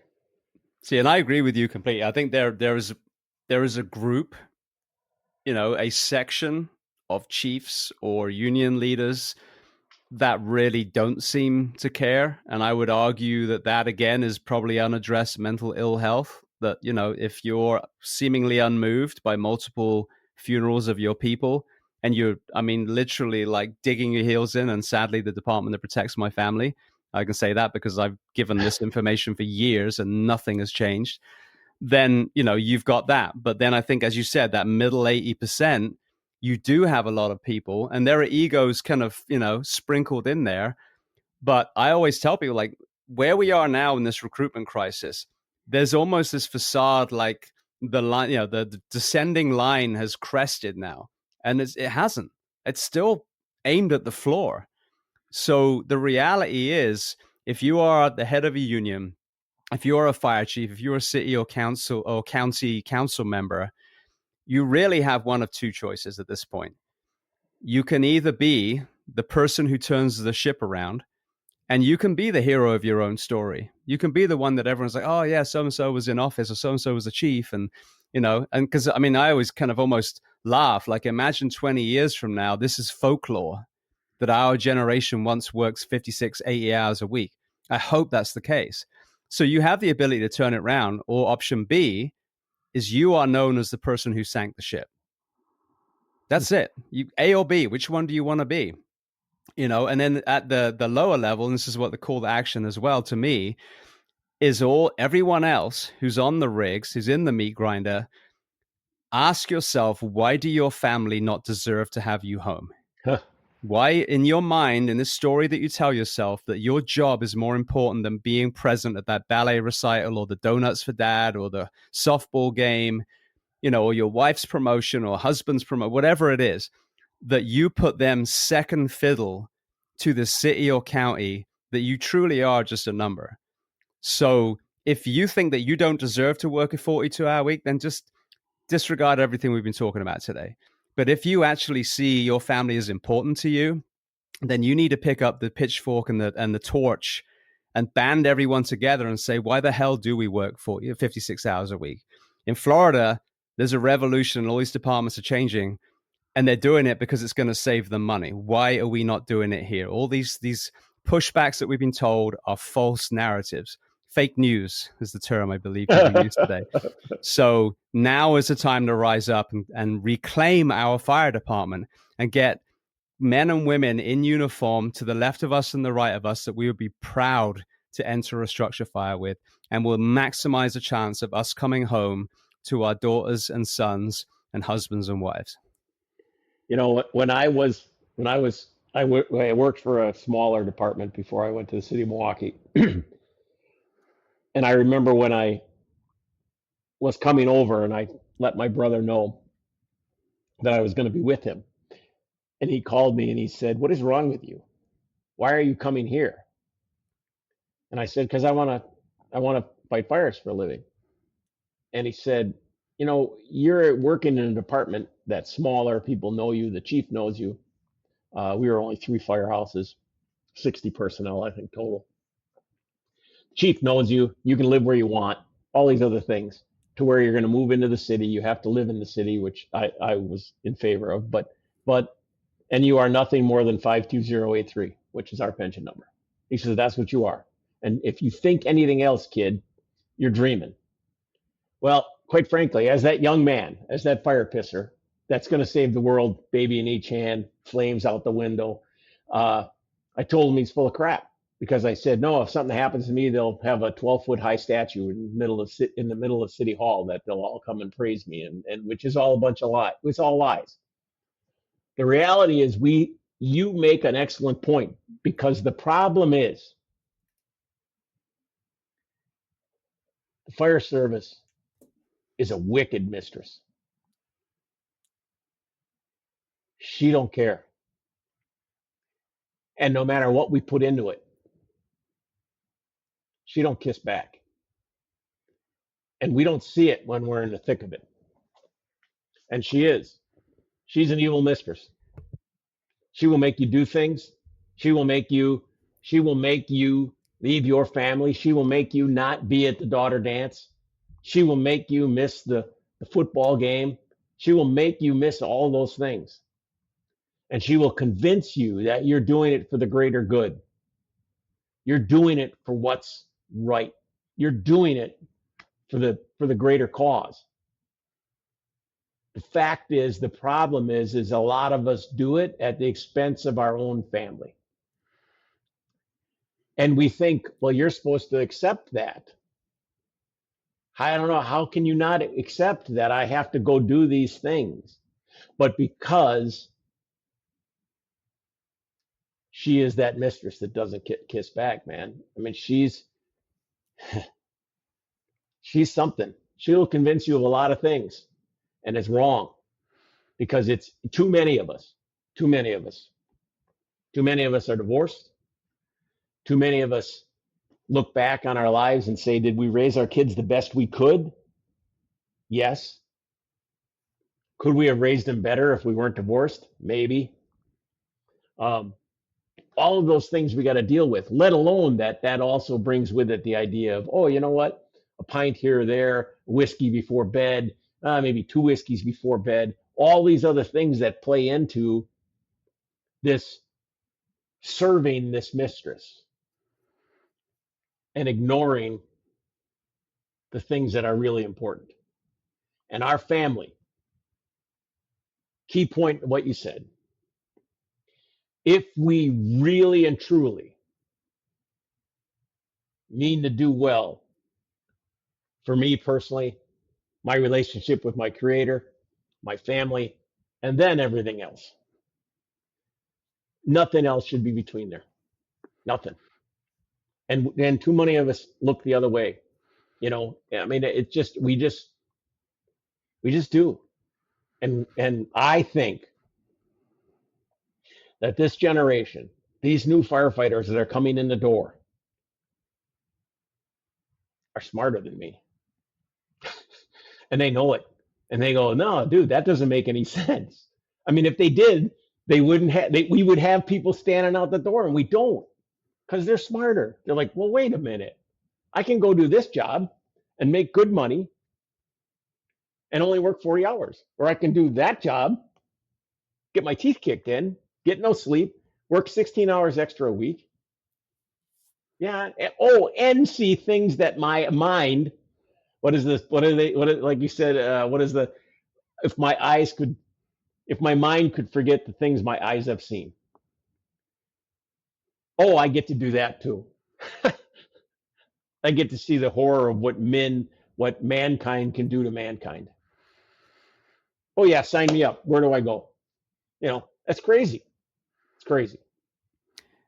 See, I think this is what's so, to be honest, encouraging is the profession itself is a beautiful thing. And I actually had the 3 women from the Dear Chiefs podcast on, and I was talking to one of them, and she relayed a story where she had one of her sons was all in as a firefighter. His dad is a firefighter, so he used to wear his firefighter uniform or costume everywhere, and he's always like putting out fires with the hose. And then they had a conversation years later, and now he's I think 14, 15, something like that, so kind of getting close to where he'd be going to cadet programs and that kind of thing. And they asked him, like, you still want to be a firefighter? And he goes something like, he's like, hell no. It was a very kind of explosive response. And they were kind of taken aback, and they were like, why? And he said, because daddy's never home. He didn't say, I don't want to fight fire. He didn't say, I don't want to be in confined spaces or 100 foot up on an aerial. He said, daddy is never home. And I have watched so many incredible men and women, male and female firefighters that I would say is some of the best parents. And I've watched some of their lives just disintegrate as they go through this meat grinder, and these unending, shifts and these unending mandatory overtimes, and then you weave in toxic culture and organizational betrayal, and it's horrendous. But that is not firefighting. That is not EMS. That is the working conditions around it. So to me, I think, she can be a beautiful mistress if you get to go there the healthy amount of time, do your part, high five the next shift as you walk out, and then you be present with your family. So what inspires me, what really gives me hope is that, again, when we finally get that, and I think we were talking in your show, to me, there's not much more innovation left in the fire service. I think the next thing is drones and, totally where you're removing humans. So the SCBAs and the extrication tools and, a lot of the rigs, they're there. So our forefathers and foremothers came up with these amazing, technologies, and that's kind of got us where we are now. Aside from the American helmet that you and I were laughing about the other day, which is from the 1930s, but we won't go down that rabbit hole. But so to me, the legacy that our generation leaves is that we fix the things that are broken from the human side, and we address the mental health side, the physical fitness side, and most importantly, the work week. That is the legacy that I feel my generation can leave, because I'm not going to invent another version of a Halligan. The Halligan is a Halligan. The door opens, the nozzle puts the water out. I mean, so whatever nozzle it is, the water still puts the fire out. But the opportunity that we have as our profession to revolutionize the health side and the performance side and absolutely reverse the huge detrimental element, not only to family relationships, but the actual pediatric diseases that we pass to our children through the impacts of sleep deprivation, which is a complete direct correlation as well. We can reverse all of that. So to me, that's the legacy that we leave. And this is why these conversations with people like you are so important, because you're a respected voice in the fire service. You are from a generation before mine. And to hear you talk about all these things, I think is such a powerful voice that we need to hear. That moves me, because without you knowing that, my brother, who became a firefighter for reasons, because he felt that I think he really became a firefighter because he thought he never had the respect of my father, which goes back to that whole childhood thing. Hated the fire service. He hated it because my dad was never home. And there were 6 of us. So back then, firefighters didn't make the kind of money we make. So he was always at a part-time job.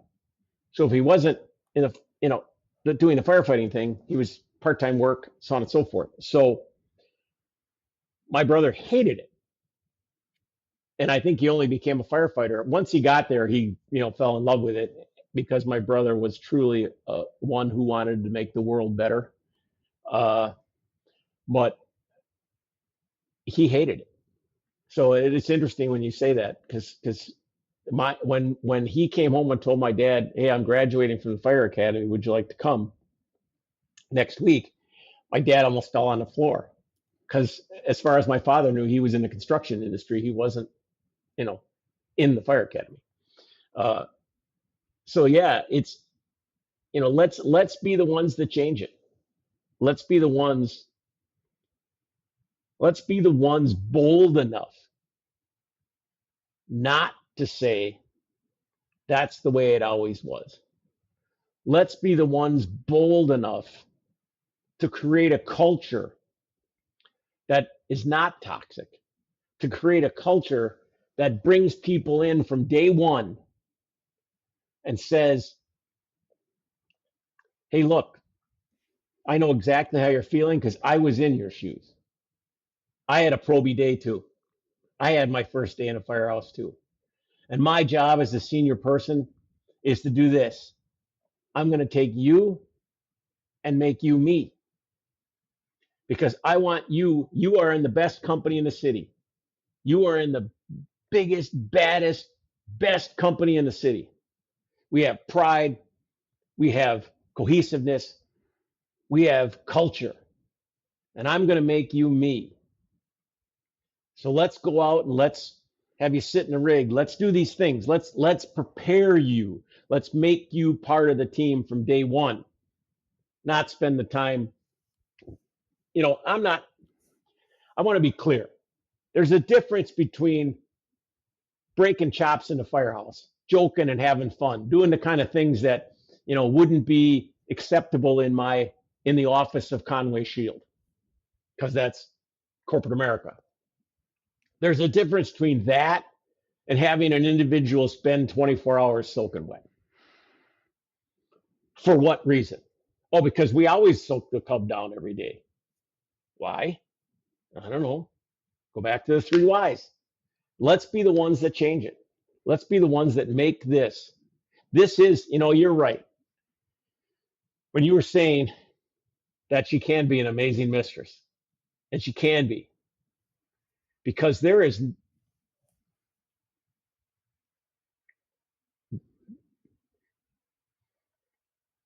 nothing greater than knowing that there's people on walking the face of the earth that you had something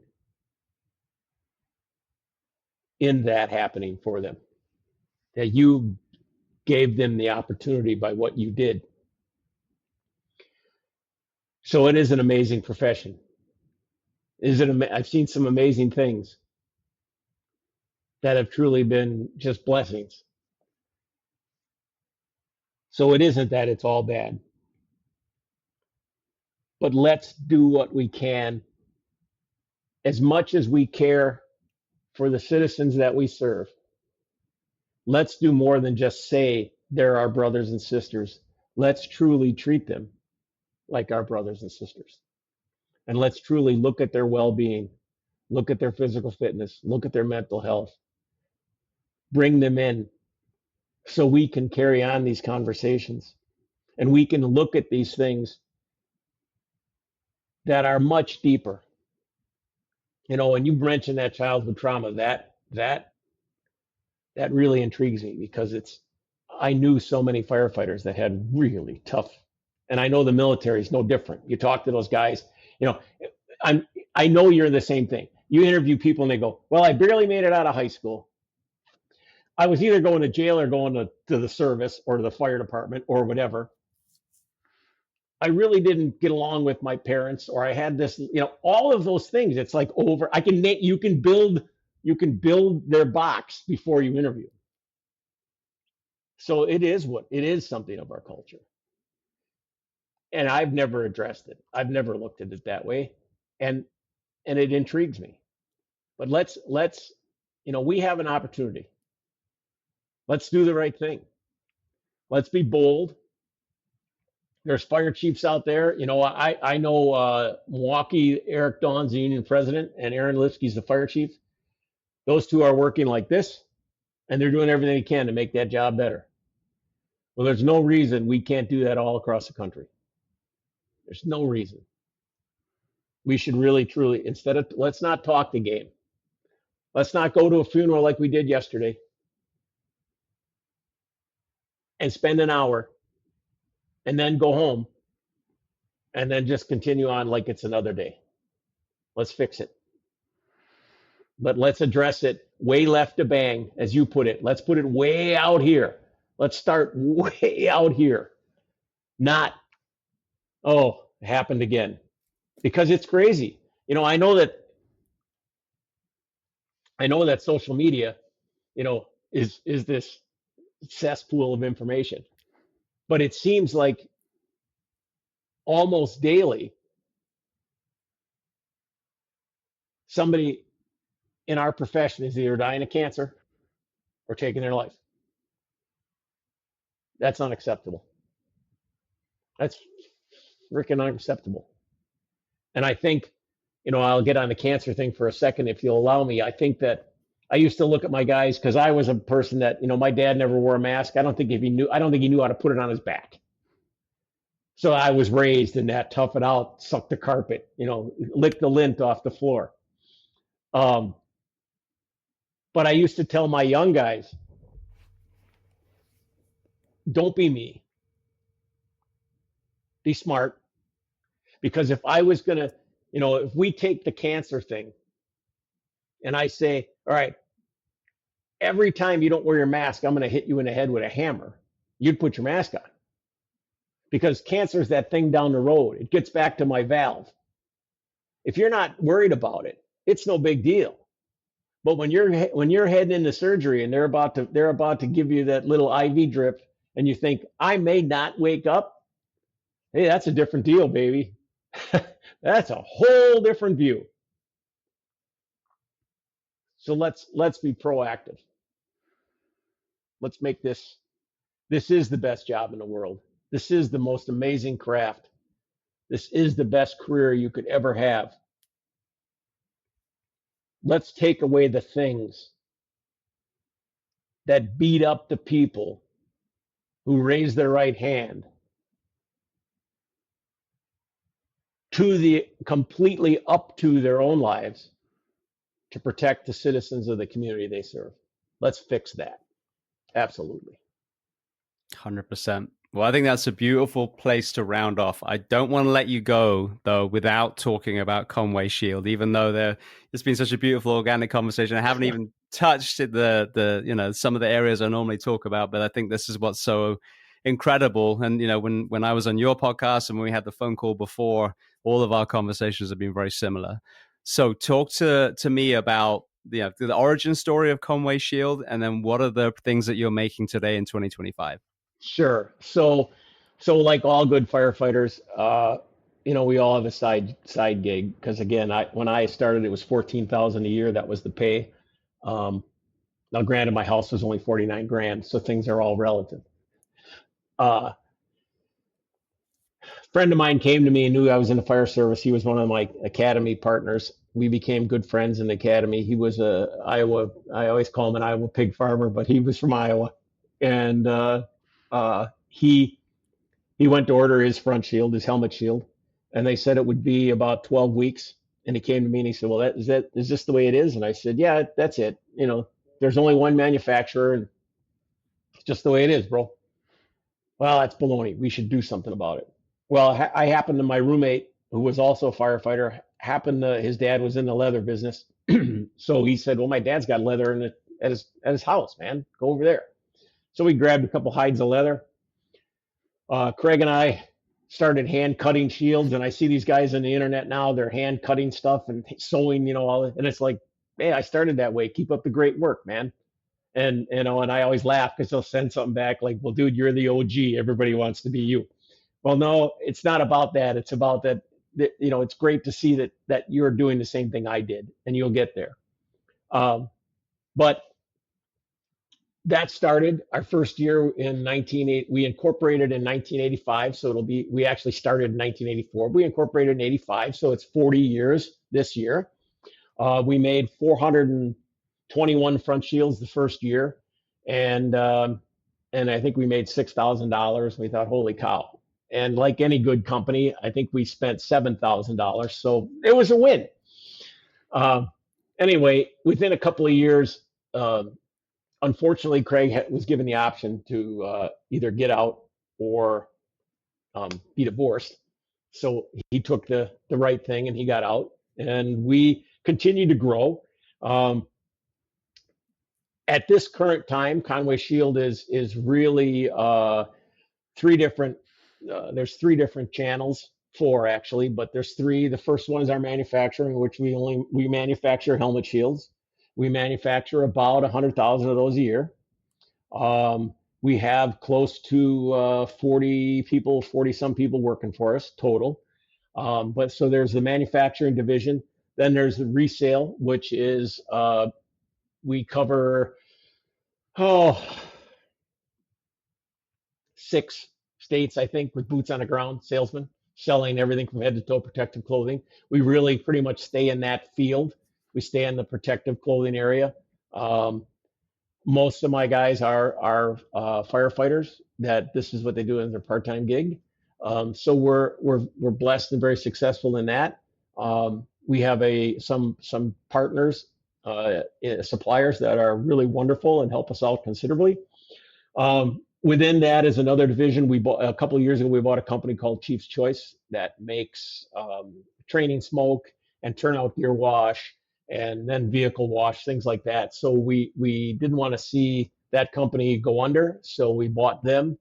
So within the resale is that company. And then lastly, and for me, I'm retired. My son now runs the business, so he is the CEO. So I have gone off, and we have a training division.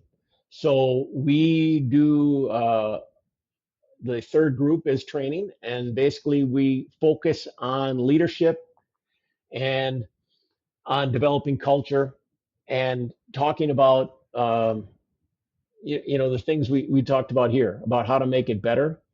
Anybody, there's a lot of great companies out there that teach people how to force doors, things like that. So we're not that. We come in and we want to break things down. We really coach. We don't instruct. We coach, and we want to open up conversations and bring people to come out and say, no, you know what? You're full of crap. Okay, why? Tell me why, and let's figure that out. One of the things that I start, and if you give me the moment, I open one of my classes with. I walk in a room. It's an officer candidate class, basically. So it's new lieutenants or people aspiring. And I say, how many here are firefighters? And the guys raise their hands. How many are lieutenants? And the guys raise their hands. And I say, and I look at, usually the chief brings me in. I look at the chief and I go, what am I supposed to do with these cats? Firefighters? Really? You give me firefighters? And then a bunch of new lieutenants? What am I supposed to do? I don't even know what the heck I'm doing here, but I'll do my best. And then I look at the guys and I go, how'd that make you feel? And they all give me that, made me feel like you should piss off. I said, exactly. Well, that's what you do to every single probationary firefighter when they walk in the door, and you treat them that way. Oh, so that's the kind of thing we do. We want to bring the discussion. So that's it. I've been blessed because it's nothing to do with me. I really have some amazing people around me. My dad taught me. My dad didn't finish high school. He went off to go fight the Japanese. So he taught me, son, surround yourself with people smarter than you. Would be the dumbest guy in the room. And I took that to heart, and it's worked out well for me because I'm surrounded by really good people. And our job, we stand by at Conway Shield, we protect courage. And we've been doing it for 40 years, and we'll continue to protect courage, because every single day, whether it be law enforcement or the American Fire Service, people go to work and they risk their lives. And I'd like to give them the best opportunity, because there are no promises. I'd like to give them the best opportunity to come home. And every single person in my shop believes that. If you are in our office, you will see above one of our doors, I know they do this in football all the time, but above one of our doors is a captain's shield that says it's a 3 truck from FDNY. And we have it there because in the museum,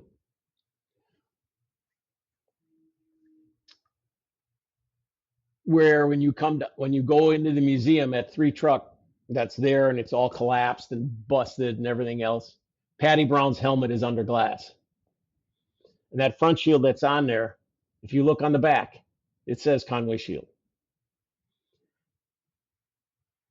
And I know at least one of those 343, and I know there's more, but at least one ascended those steps thinking nothing but to rescue civilians wearing a Conway Shield.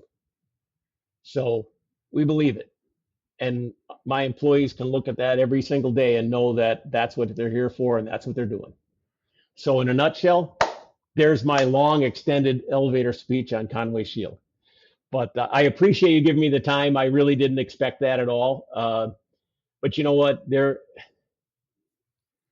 love what they do. We have a family atmosphere there, and I say that in the idea of it's a firehouse. We break bread with each other every Wednesday, or I don't, they do. They break bread with each other every Wednesday. It's okay to joke around. It's okay to be able to tell somebody that might be over the line. Oh, I'm sorry. Please accept my apology. So yeah, it's a great group of people. Wonderful place. Amazing.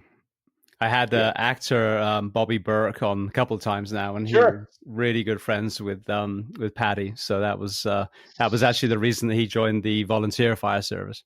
So here's a funny story.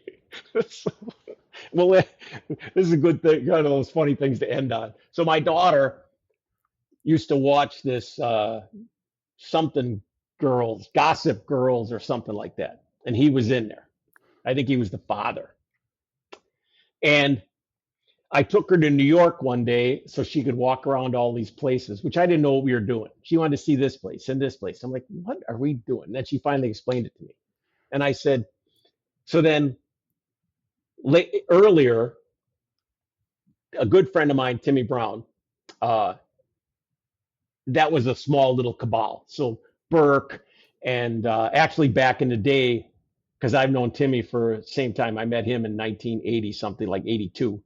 He came on New York City the same time I came on Milwaukee, and that's how we became friends. So they used to hang out at this place that Buscemi used to be there, and Donna Carrington, and all this other people back in the day. Well, Burke, this is later on, years later, but I got to meet him, and I got some pictures of like we're all just here. And to me, he's just okay. He's an actor, and I don't want to take anything away from him, but I don't know him from Adam. And my daughter sees it and says, "Wait a minute, whatever his name was on the show, you know him?" I'm like, "Well, honey, I don't really know him, but yeah, I was with him." "Oh my God, I can't believe that you know." It was like we were in a room. You're like, "Hey," Timmy goes, "Hey, this is Bobby Burke. Hey, Paul Conway, nice to meet you." Later on, I'm like, "Who's Bobby Burke?" Because I don't follow acting a lot. Like, dude, he's an actor. Oh, cool. Okay. Whatever. But yeah, so I actually have met him. He seemed like a very nice dude. I do laugh that I see some of the people you have on. Recently, it was kind of, and I know I'm off topic now, but you had the guy from Sicario. Josh Brolin. Yeah. I was like, oh, dude, I'll have to listen to that because, he seems like a pretty, I only watched a couple little snippets of it. He seemed like a pretty interesting cat. Yeah, no, he is. Well, Bobby, and Johnny Lee Miller more recently, who was in Train Spotting. I don't know if you ever watched that film. But Bobby's been a volunteer now for, I think, basically since 9/11. So, whatever, like 23 years now. Johnny Lee Miller just joined the neighboring company. So those two train now, which is really cool. And then Josh, a lot of people don't know this, he volunteered for 3 seasons as a wildland firefighter when he was kind of in his, I think it was 20s.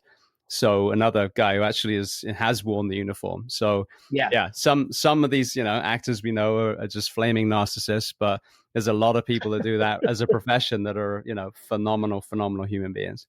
Oh, absolutely. And I know that if I remember,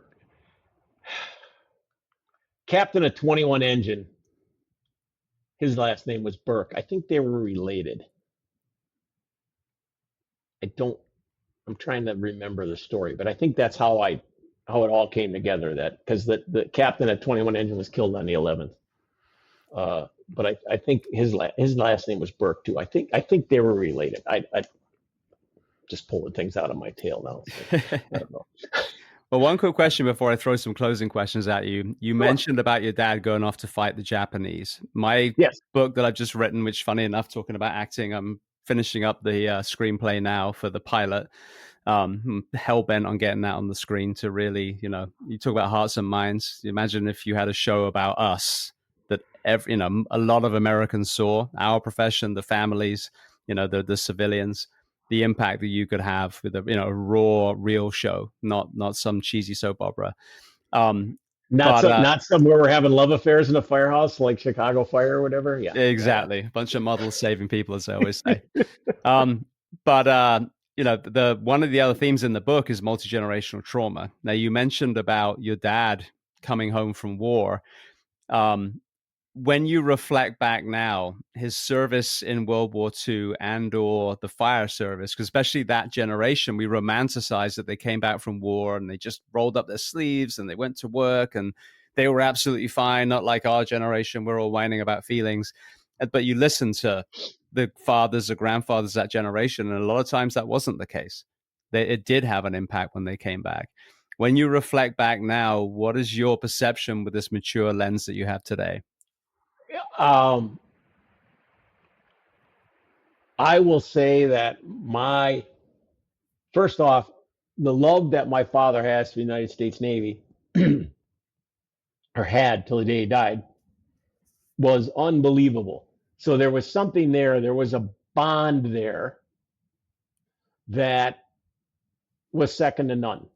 I wish now, because my dad didn't talk a lot about it, like most of those guys apparently did, that I wish now, when he was showing me all these islands, Okinawa, Sasebo, all these places, I wish I would have paid more attention, because he would talk about dropping Marines here and dropping Marines there, and I just didn't pay attention, and I wish I could.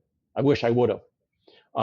I know this. I know that my dad was not, perfect.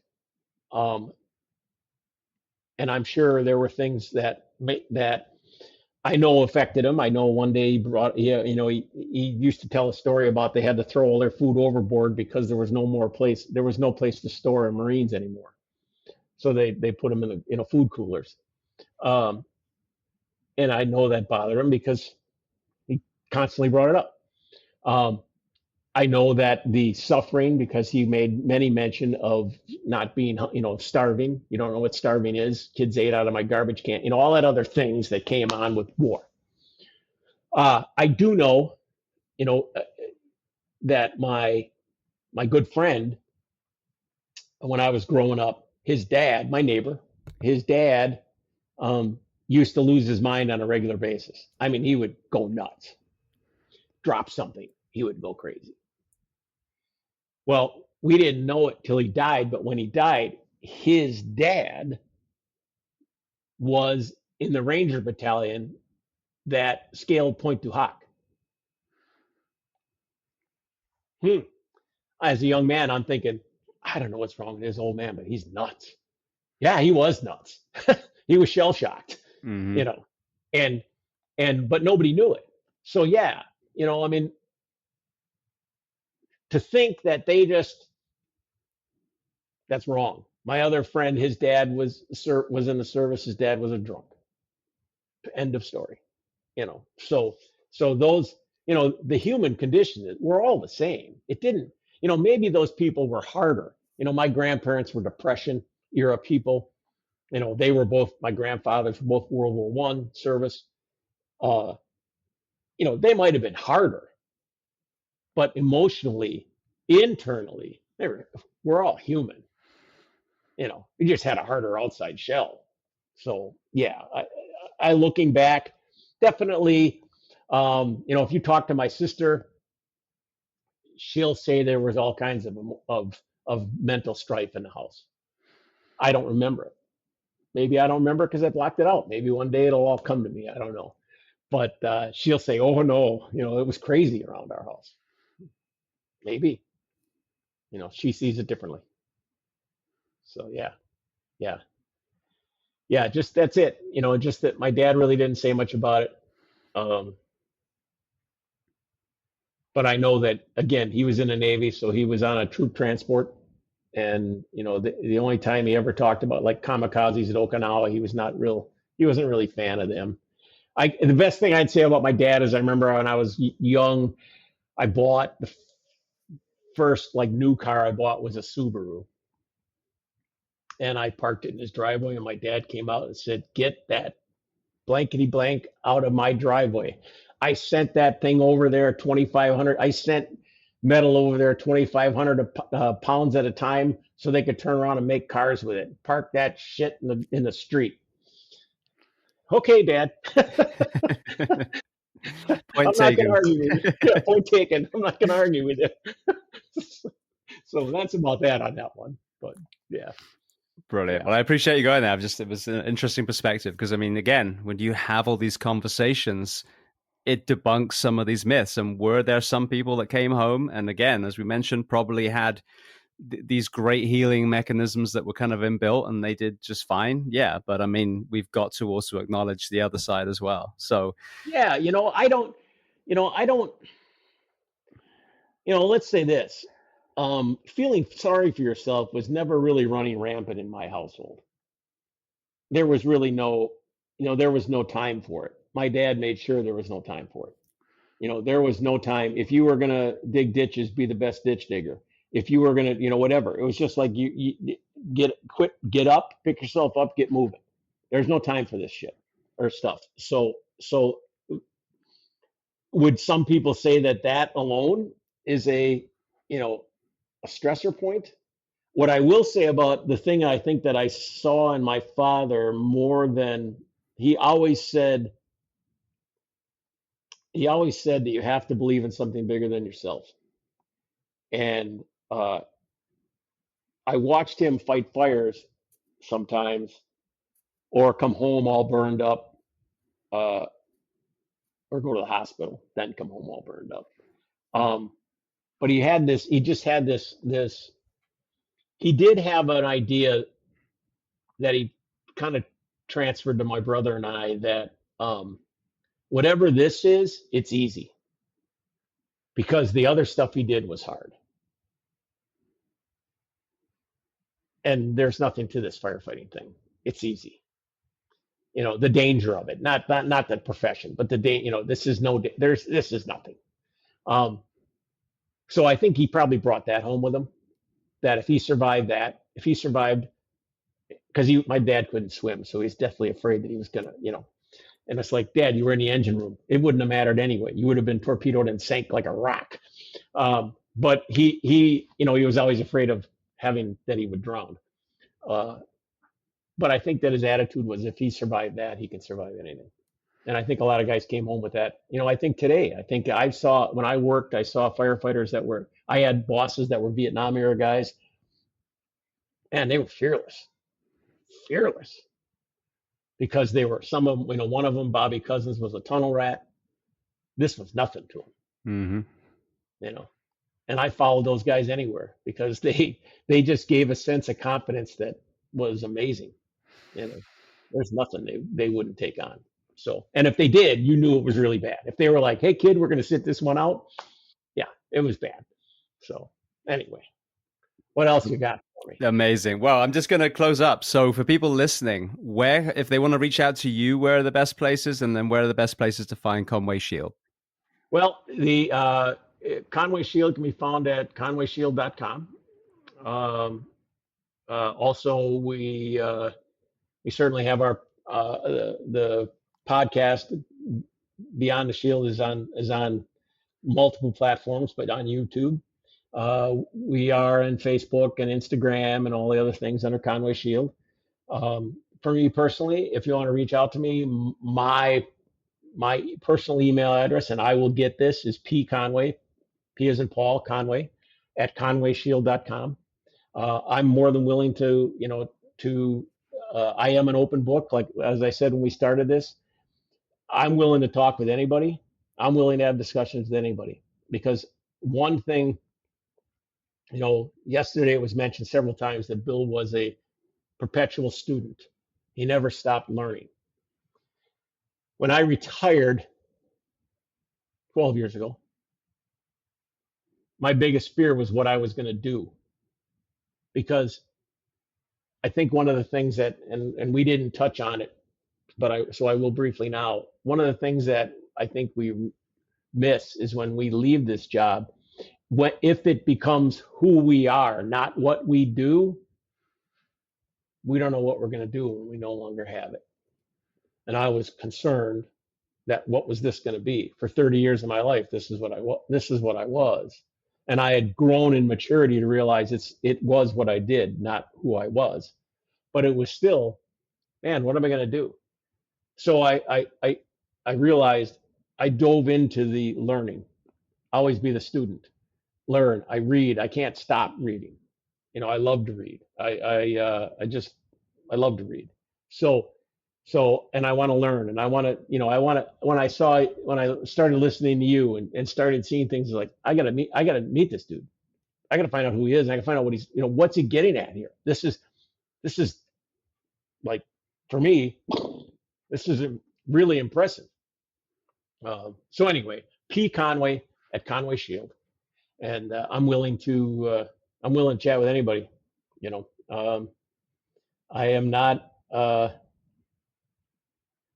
above having great discussions with people. Even people, I know we live in a world right now that is very, this way. I'm not into that. I have kids. I have four different children, and they, some of them may not think the same way I do, but I always tell them, as long as you have a belief system that you're willing to stand behind, and you have the whys, it's not just a talking head. You have the whys. I'm good. Because I've learned I'm not the man I was at 20. I told you that. I'm not the man I was at 30. And I won't be this guy, Lord willing, 20 years from now. So, yeah. So that's how you can find us. Beautiful. Well, I want to thank you so much. I mean, not only kind of the legacy that you've had as far as wearing the uniform, being in the fire service, but just being this voice now. And I had an amazing trip to California a couple of weeks ago, and there was 3 veterans. One was from LAFD, one was a Chicago firefighter, and one was Boston. And all of these men were talking about the mistakes they've made, whether it was wearing gear, whether it was talking about, the mental health side. These are absolutely the voices that we need to hear, because then it debunks in the war years, the kind of romanticizing that we hear these young guys spouting. So hearing you talk today and hearing your perspective, all these things, and hearing you be vulnerable about your father and about your brother and these other areas that we've gone to, I think is so, so important. So I want to thank you so, so much for being so generous with your time and coming on the Behind the Shield podcast today. James, thank you very much. Let's leave with this. That whole Warriors thing, it wasn't what it was. It's just, it's been turned into something. And those guys went to a ton of work. The guys in the 60s went to a ton of work. In the 90s, I was doing 2 to 3 structure fires a day. So now the kids look and they say, well, the 90s were the war years. And I looked, in the 60s were the war years. The reality is it wasn't what it was cracked up to be. Yeah, we went to a lot of fires, but we weren't training every day. We weren't drilling every day. We weren't doing a lot of that stuff. And I think sometimes it's you know, oh, it was such a wonderful idea. No, riding on the tailboard sucked. It was cold. It was miserable. You smelled diesel fuel as diesel exhaust. Horrible. Long boots, garbage. Steam running down your legs, burning your knees, garbage, garbage. So you can talk all you want. You didn't live it. And I'm telling you, it wasn't the fantasy you think it was. It wasn't. But that's what we do as humans. You know, we always look back and, you know, I think like my dad talking about how what amazing being on the two ships he was on because he was in World War II and then he got called back to go to Korea. So he was on a destroyer in Korea. And just the love affair he had with that ship. I bet he didn't have it then. I bet he wasn't too impressed then. And it's the same thing. We look back at it and it seemed, you know, my time in the fire academy, oh, glorious years. It sucked. When I was living it, it sucked. So let's do this for each other. Let's live in the moment and let's make this moment the best moment. So thank you for having me on. I really appreciate it. I really appreciate it. You're doing an amazing job, and I thank you for your friendship. I just thank you.